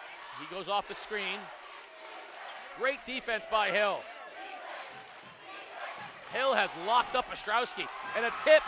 Leonard recovers, and we're going to get a foul on Sutman. Leonard wants Ostrowski to come get the ball. Dev's a little frustrated right now. We talk about gimmick defenses on Dev all year long. That is just pure heart and soul, straight up man-to-man defense right now by Kenny Hill. He is working his tail off out there. A great show of sportsmanship as J.J. Brennan went up and hugged Luke Leonard after that little trip on the floor. But Leonard says to Ostrowski, you got to come get it. 19 in the first half, just 2 here in the second half. A quick double team on Dev. Dev hangs and he can't get it to go down. And we are getting scrappy down there as Brennan fouls Grubb. They are flying the bodies down on the baseline. Brennan says, I'll knock you down, but I'll pick you up. Now, far be it from me to tell Dev Ostrowski how to score. I don't like that floater. I want him to pull up and hit the jump shot. He's straight too good up, a shooter. right? Oh, jeez. He's too good a shooter. When he gets to the baseline, he seems like he's unsure. He should work on pulling up from that baseline and knocking that jump shot Yeah, down. straight up and down. Yeah. Straight up and down playing. No leaners, no floaters. He's too good, too athletic. Hill. Long three. No good. Ostrowski can't corral the rebound. Now he does. Dev's hungry right now, Casey. He wants to score. Spellman jumps in and fouls Ostrowski. There's AAU, little AAU teammate battle going on right there. Good call that time. Liam knows it. Spellman is so good. Coach's kid. So good at anticipating passing lanes, getting in and disrupting. Well, he kind of knows his game a little bit out there. He knows his MO. He knows his first step. He knows what he's going to do with the basketball. Little one-on-one situation now for East Lyme. First one is good for Ostrowski. His first trip to the line tonight. That's not enough. You got to get to the line. 22 points in his first point from the free throw line. Dave Cruz telling the bigs down low to ease up. No shenanigans. take it easy, boys. No shenanigans out there. I'm not sure that one even hit the net. I think that he managed to make that one without it hitting anything.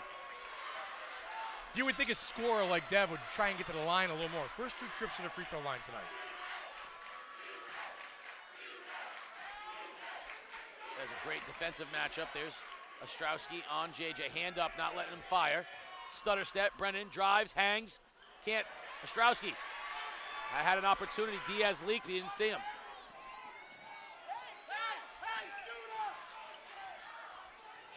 Don't want to lose Diaz out there, too, if you're Brennan.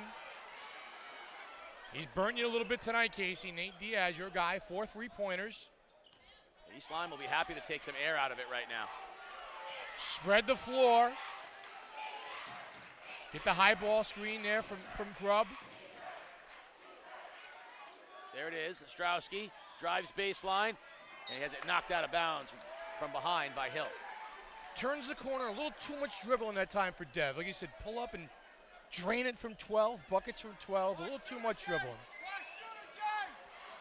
Diaz finds a cutting. Grubb can't finish because of O'Connell, but O'Connell tips it, and it will be Waterford basketball.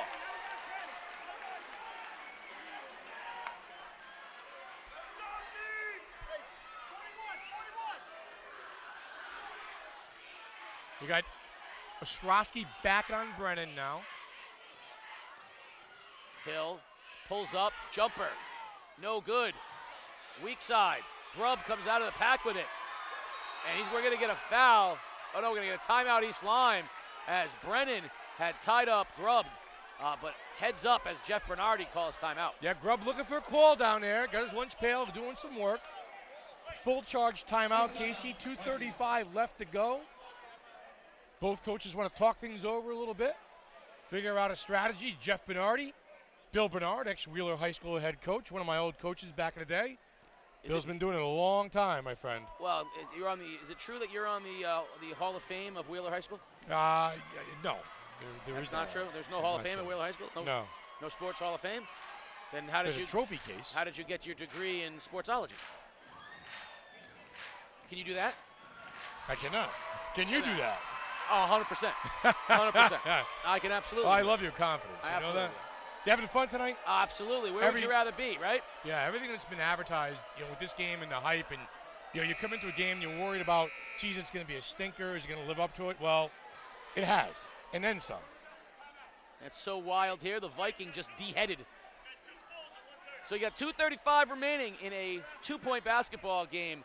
East Lyme with the ball here, and I think they were content last time taking some air out of it. I think they'd like to burn some clock. They're not in a rush. You watch them offensively here. I don't think you're going to see a lot of I think they want a good around. shot. Yeah. They want a good shot. Little 1-4 set here for Dev. Clear out, and there's your jump shot you wanted.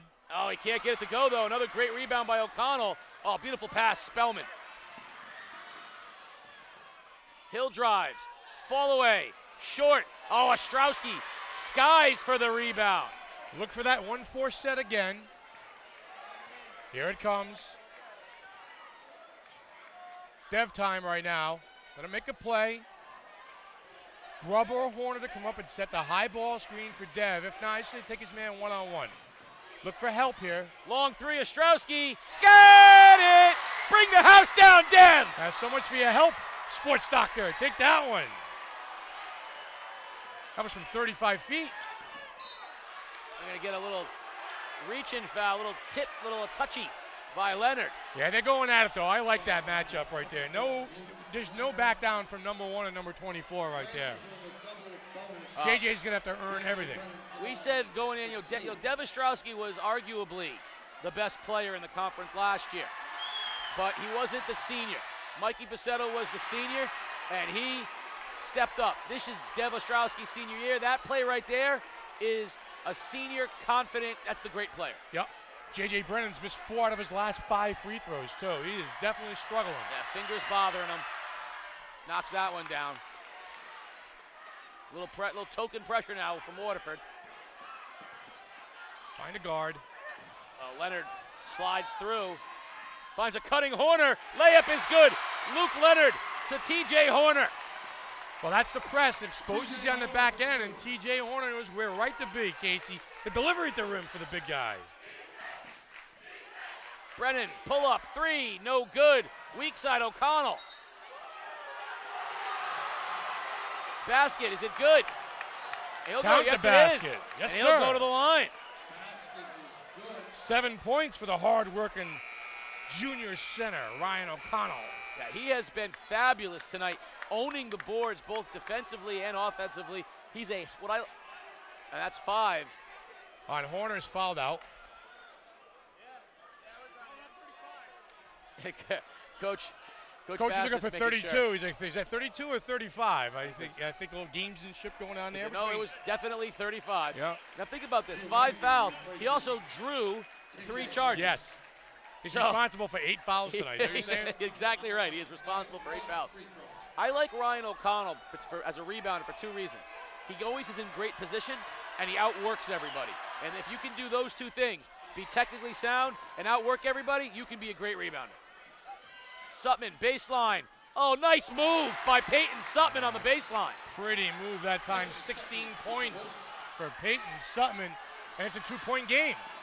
Leonard gets a foul by Brennan. Yeah, and Brennan is just pleading his case, and he is pushing off with his off arm. JJ talking to Dave Cruz. How can I defend him? I think that's what he's asking right now. How do you want me to defend him? And your response would be, don't foul him. Right? That's the Casey O'Neill response. I like that, though. I like Dave is out there teaching. He's out there telling them. We got some good officials on the floor tonight. This is a good crew. Huge free throws by Luke Leonard. Here's the difference. The difference in the ball game right now has been the most recent trips to the free throw line by these 2 teams. One more by Leonard could make it a 2-possession game for the Vikings. And he does. Senior calmly knocks down 2 from the line, and Waterford needs a good offensive set. Luke's got 18 tonight. Oh, nice reach in Ostrowski. Ball's loose. Ostrowski comes out of the pack with it. Pressure by Waterford. Ostrowski beats it. 1-on-4. Steal by Sutman. Sutman pulls up and buries the jumper to bring Waterford within 2. Leonard, he's not giving this ball up until he's fouled. And there's the foul by Brennan. And Waterford can't believe it.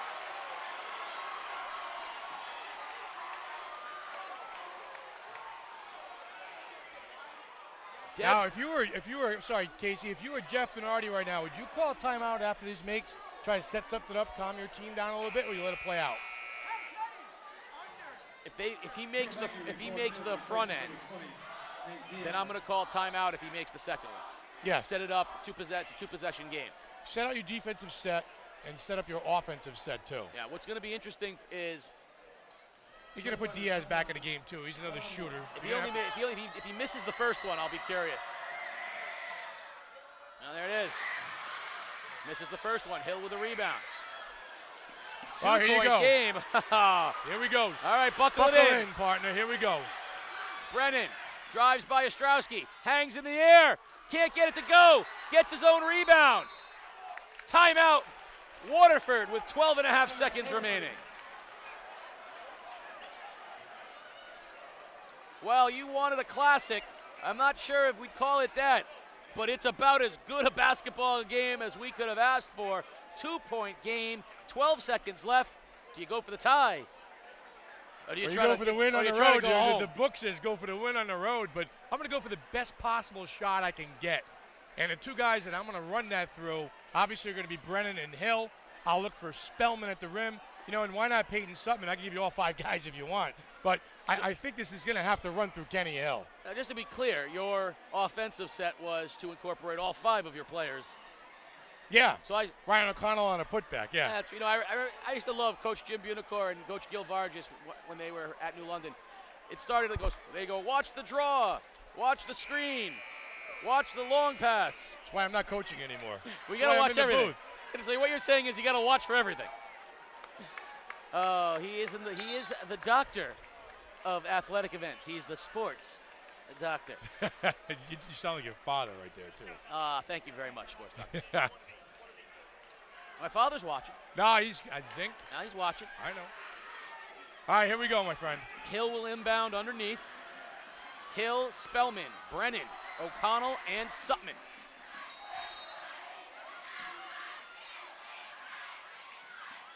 Nothing there. Finds O'Connell on the cut. Knocks it down. We got a tie game. Little token pressure now. Ostrowski, 6 seconds. 5. Ostrowski pulls up. We're going to get a timeout. Coach Bernardi was yelling and screaming for a timeout. He wants time back on the clock, too. 2.7 seconds remaining in a tie ball game. And Dev wanted to shoot that from the 4th row and send everybody home packing. Tony Nacito at the scorers table right now, talking things over. Going to go over, see how much time was actually left on the clock. I don't think they're going to change it. I mean, he's just to bring Dave Cruz over right now. But, you know, how much now is an added bonus for the Vikings with a kid like Diaz with a hot hand? You've got more than one option right now. Well, you do, but I'm going to say if anyone other than Dev Ostrowski takes this last shot, it better be a layup. Listen. Yeah, there you go. I've got the great player. I want him taking this shot. If he doesn't, it's because they overplayed and someone's got a layup. You want the ball in the hands of your best player. Plain and simple. Set 6 screens if you have to. Catch and shoot depth. We'll go home or we're going to go to overtime. Well, and Viking Valley, they showed up tonight. So on the floor for the Vikings will be Ostrowski, Grubb, Leonard, Diaz, and Peters. What a ball game. O'Connell, Sutman, Brennan, Hill, and Spellman for Waterford. East Lyme will inbound right over half court in front of their student section. Grubb inbounds to Ostrowski. Turn, shoots, and we are going to overtime. We go to overtime. Where else would you want to be? What a basketball game. 4 quarters, not enough to decide the outcome. There's the Viking. Gonna go over to Viking Valley, get things charged up a little bit. Coach Jeff Bernardi and Coach Bill Bassett have coached against each other 4 times. The record, 2-2. Even Steven. And the game 5 is going into overtime. It's a lot of fun, isn't it? Well, you've got 2 teams, like I said in the open, trying to prove themselves a little bit. Waterford's trying to prove that they are still the king, the top of the hill in the ECC and in the state. And East Lyme is trying to prove that we're good enough now to make that next step. Well, you know what? This next 4 minutes, very, very big. I think more important for the Vikings. To quote the great Ric Flair, to be the man, whoa, you gotta beat the man. And right now, Waterford is the man. Defending class Division 2 3 champions and ECC champions. East Lyme gonna jump it up again. Ric Flair, there you go, attaboy. We've done Flair, we've done Rock, we've done Hogan, we've done. We're gonna go Macho Man Savage next. Ooh, yeah. Dig it. Waterford with the first possession. Spellman. I like the baseline move, but a nice rebound by Peters. He's hounded, gets it to Leonard. East Lyme wants to push. Diaz wants it, he's in the corner. Ostrowski foregoes it, pulls up, and knocks it down. Yeah, this is Dev Ostrowski's ball game right now. Yeah, turns the corner, lost his man, Kenny Hill fell down, and he rises up from about 12 feet, 25 points tonight for Dev. Hill slices, no good. O'Connell, putback is good, and the foul.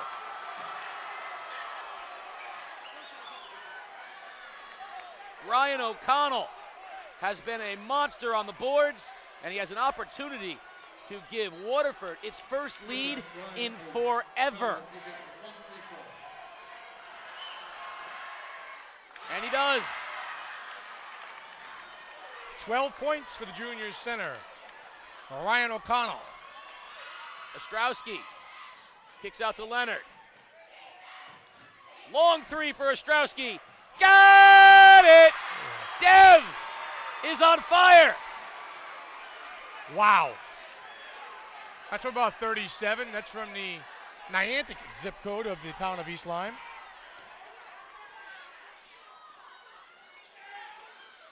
Swing, Hill goes baseline, pull up, stop, jump shot, buries it.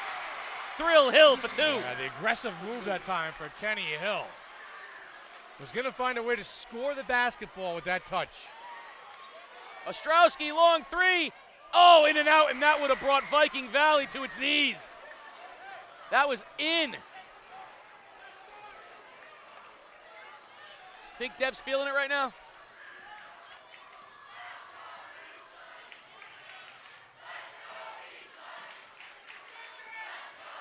Sutman, trapped to the baseline. O'Connell for 3. No good. Nice rebound by Brennan. Ostrowski intercepts. Showtime! Hello! And Viking Valley loves them some Dev. Send it in, big fella, huh? How about that? He had dunked in 2 of the last 3 against Waterford. Let's make it 3 out of 4. Kent Place loves it on the Viking bench.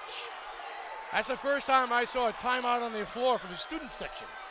The officials timeout because the students loved it. Here's your 71 points at the Vikings average per game right there on a flush. Overtime. That's all right, my friend. Okay, my friend. Numbers are numbers. Brennan, stutter step. He wanted that 3, pulls it up. No good, back iron. O'Connell loses the ball, and Grubb comes up with it. What a ball game. Ostrowski will take it here. Boy, Luke, very good with that basketball. Handling the pressure from Brennan. Switching hands on the dribble, Casey. What great athletes, Dev Ostrowski, Luke Leonard, Liam Spellman. Guys that don't come off the floor. Tough matchup here for Kenny Hill. 5 against 5. Turns the corner. Hangs left-hander is good. Dev, don't hurt him.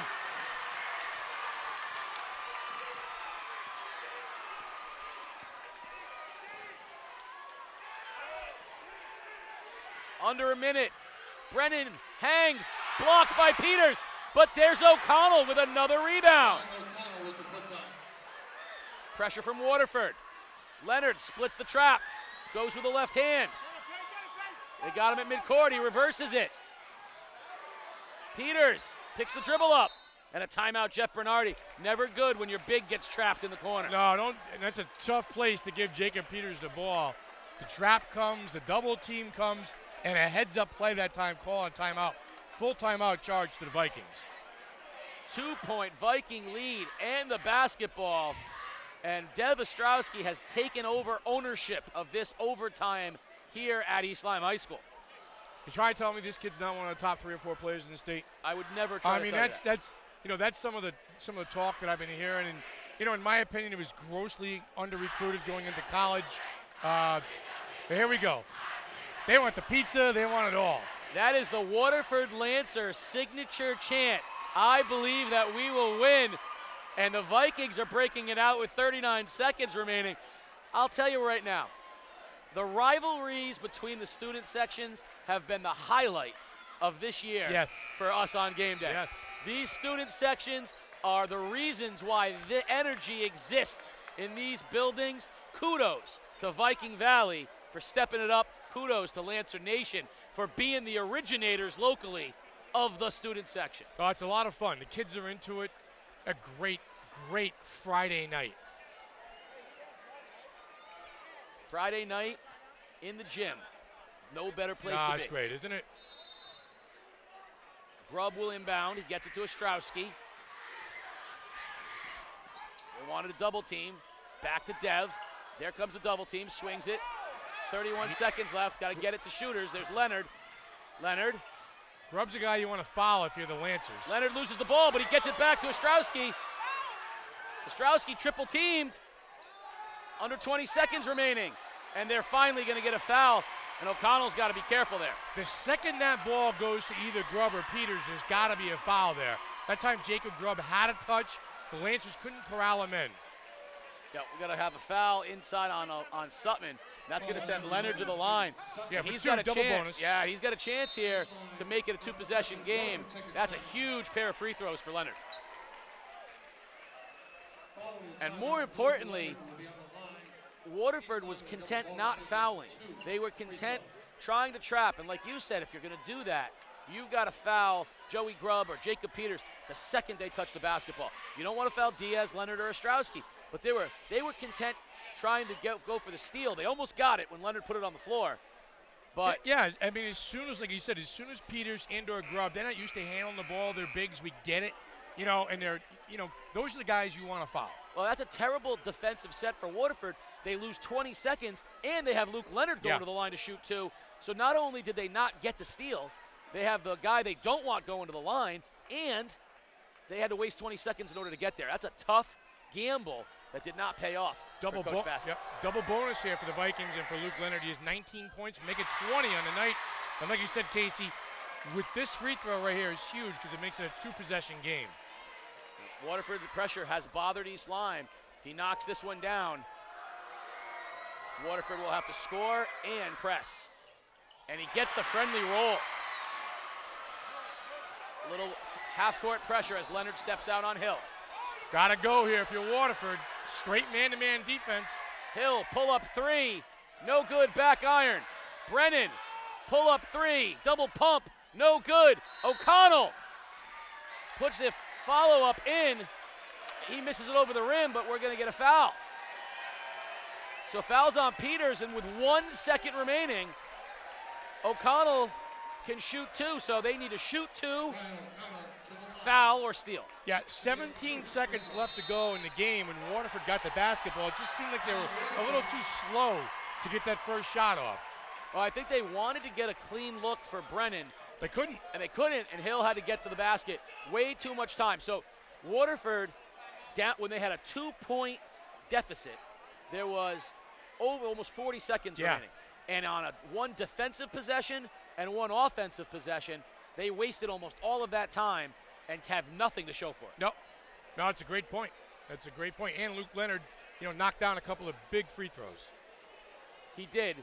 And now Waterford is in a virtually impossible spot, staring their 25-game winning streak in the face right now because they have a loss hanging on them right now if they can't find a miracle. Everybody putting in a little bit of extra time tonight. Officials, players, fans don't mind it. I didn't mind it. No, they're heading, some of them are heading to the exits. Can you believe they're heading to the exits? Start the buses, the Vikings say. Well, it's not over yet. We have seen stranger things happen, and we know Waterford's going to be prepared here. 2 free throws, and then they're going to try for that steal, and we have seen stranger things. What I was going to say is if he made that first one, would you go to miss the second one intentionally? Well, I mean, here's the thing now that's out of play. Now, here's the thing. You just inbound it. Even if he makes it, you inbound it under your own basket.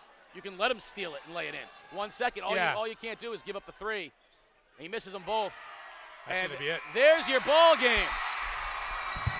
Viking Valley storms the floor. A 75-71 win here at home over the 6th-ranked Waterford High School Lancers, ending their 25-game winning streak. The first loss of the season for Waterford. A jubilant Viking crowd led by that man, Dev Ostrowski, the senior, took over overtime. And welcome to the Mr. G's postgame show, brought to you by Mr. G's Restaurant and Bar, New London sports headquarters for over 50 years. Now also offering online ordering and delivery through Uber Eats. We want to say thank you to Mr. G's for giving back to the Coast Guard community by offering 10% off during the government shutdown. Also, Mr. G's will be offering a free breakfast buffet. That's right, a free breakfast buffet on Friday, January 25th from 6 a.m. to 10 a.m. for all Coast Guard employees and service members affected by the shutdown. That's a free buffet, the 25th, 6 to 10. Thank you to Mr. G's. The sports doctor on the floor. We will go to him shortly after this 75-71 East Lyme Viking victory. He's going to want Coach Bernardi. He's going to want TJ Horner and Luke Leonard, and he and everybody else on the planet is going to want to talk to Dev Ostrowski right now. But a big win for Coach Bernardi and the East Lyme Vikings. You are, of course, watching the Mr. G's post-game show as the crowd that got here at 4:45 today for this ball game has been here now for what's going on 4 hours to watch a classic. Waterford will regroup, first lost in 25 games. The Sports Doctor has our post-game interview brought to you by Mr. G's. Well, we got a happy group of Vikings here tonight. Coach, you talked about poise going into the locker room. Did your team show the poise down the stretch you needed to do to win this game, obviously? No. Okay, all right. That's a hell of a team, that Waterford team. So much balance, so hard to defend because they got 5 guys on the court that can all create for themselves and score at any opportune time. But really what it comes down to is number 5 here, just a huge difference maker. Just took the game over in overtime, hit some tremendous shots, and then we got stops when we needed to. You and I have talked about the process, the process of winning. You started the process last year. Was tonight a big night to taking the next step in the process for this team? Only if we learn from it. Being up 12 in the 4th quarter, we can't see our lead evaporate. I thought we took some quick shots. We did not rebound the ball like we need to. So if we learn from this, then it's another step in the process. Coach Dev talks about you making plays down the stretch, but in the first half, when a couple of other guys like Nate Diaz gets cooking a little bit, and Luke Leonard, how much does that take the pressure off you, son? Yes, it does. It helps so much knowing that they're all behind me and hitting big threes like that, Nate, every day. He does this all the time in practice, so there's nothing new. But if everyone comes big like that, well, you know, who's going to stop us? You know, Nate, let's get you in here. When you knock down that first shot, you're getting a little confidence out there, don't you? Yeah, for sure. You know, once I see one go in, all the other ones I'm just confident when I shoot it. Yeah. Now you talk about, you know, what this means now for this team moving forward. Yeah. What does it mean in the league? What does it mean in the state? It's just another piece to the puzzle? This was just another game for us. We got to remain focused. We're taking one game at a time. This validates a lot of things that we're doing this year, but we got to get ready for a tough Enfield team who ended our season last year on Monday. And you guys haven't seen the last of Waterford. You know they're coming back for a second helping later next month. Yes, this was just round one. How much fun is this tonight here, though? I mean, a lot of fun in this gym. I mean, just with the students and everybody here backing you. I mean, it doesn't get much better than this. You never get this experience anywhere else. But I'm really grateful to the fans and everyone that came and supported us. Casey, this game didn't let anybody down, and I can't wait for the rematch in February. Yeah, me either, Sports Doctor. And, of course, that will be at the X on February 12th, and we will be there. What a schedule we have the rest of the way. We will bring you for the first time the ECC Wrestling Final on February 9th, followed by the rematch of the main event, Part 2, East Lyme at Waterford. You know the X will be humming. Then, of course, the most watched event in the history of Game Day, the ECC Cheerleading Final 2019 version. And then, of course, all the basketball finals, semifinal action of the boys. And there's a strong likelihood that there are going to be 2 or 3 more other basketball games before we get to all of this. So many good teams around the area. This is the time where they start sorting themselves out. But I think we can say definitively that the 2 best teams were on the floor tonight. And what a game we saw. The best 2 teams, the best player, you know, in the conference, perhaps, you know, in the state of Connecticut, he's in the conversation, Dev Ostrowski, and it lived up to everything. The swings, the crisp play, and ultimately the home team with the player took the win. Come crunch time, I'm going to get a dunk, and I'm going to get a 3-point shot from, like you said, from Salem. And he's not afraid to do it. And the big thing, too, is the coach has the ultimate confidence in the young man to just let it fly from anywhere. And, you know, Coach Bernardi knows. He told you about it. I mean, I think this team is as good as our star player is going to take us, Casey. I mean, we like all the moving parts. It's nice when, you know, Diaz and Leonard have to chip in.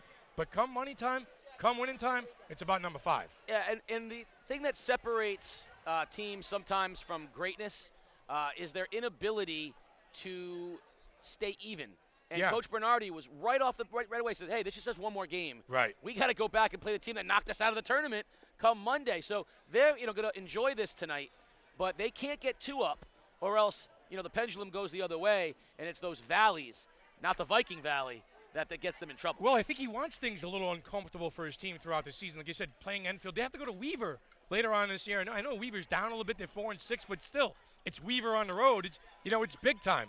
We got some of, wow, here we go. Viking Valley behind us paying us a visit. Great job tonight, guys. That's because they want the pizza. Oh, is this okay with me? There you go. That's your little Hulk Hogan look right there. That's how it is. This is the Macho Man, Yeah, Randy very Savage. good. This is great stuff. But a lot of fun here tonight at East Lyme High School, Casey. And again, I don't think Coach Bernardi wants his team to feel comfortable for 1 second. That's why they have the schedule. That's why they play the tough games. That's why he tries to keep them humble and poised. Well, regardless of what happens, I don't think either of these 2 teams are going to lose in conference before we get to the X. Regardless of whether or not what happens with East Lyme and Enfield or any of this else, I think you're going to see these 2 teams going right back at it at the X. And I think you're going to see an environment there that is going to be very similar to what we saw tonight. Just like East Lyme, you know, circled tonight after last year's loss in the finals. You know right now, Waterford's circling that date and saying, we get them at our place. And that's what makes this conference so interesting, is that with these 2 teams that are elite right now, it creates such hype and atmosphere, and the game lived up to it. Yeah, it did. And, you know, you can go back to last year, too, and Waterford went through a little choppy stretch where they lost back-to-back games to East Lyme and to New London, I think, beat them last year. And they beat them up a little bit. They'll regroup. They'll do a little soul-searching. Listen, they lost by 2 points and 3 points in overtime. And so they didn't get run out of the gym. I think missed free throws, especially from J.J. Brennan, hurt the team down the stretch. But, Waterford is every bit as good as East Lyme. They just didn't make enough plays down the stretch. They win at home. It's like you win a home game. Now, next time, Waterford's going to be looking to do the same. Thank you to everybody tonight for making this such a special environment. Those people that showed up at 4:45 to fill the atrium here at East Lyme High School. All of you at home who sent us your pictures of where you were watching the game. Our fabulous crew who put together such a beautiful visual for all of you to watch tonight. The great Peter Wappy and his compadres. Mike DeMoro for giving us all of the best information. And the sports doctor, you and I, sometimes we have to look at each other and say how fortunate we are. I say it all the time. How did I get here? I love the people I work with. It's a talented crew. It's a lot of fun. It's a lot of work, but I wouldn't trade it for anything. So thank you to everybody who made tonight so special, who continue to make all what we do on game day so special. We're looking forward to our next broadcast. We're looking forward to seeing all of you soon. And with all of the game day crew in mind, we say good night, everybody.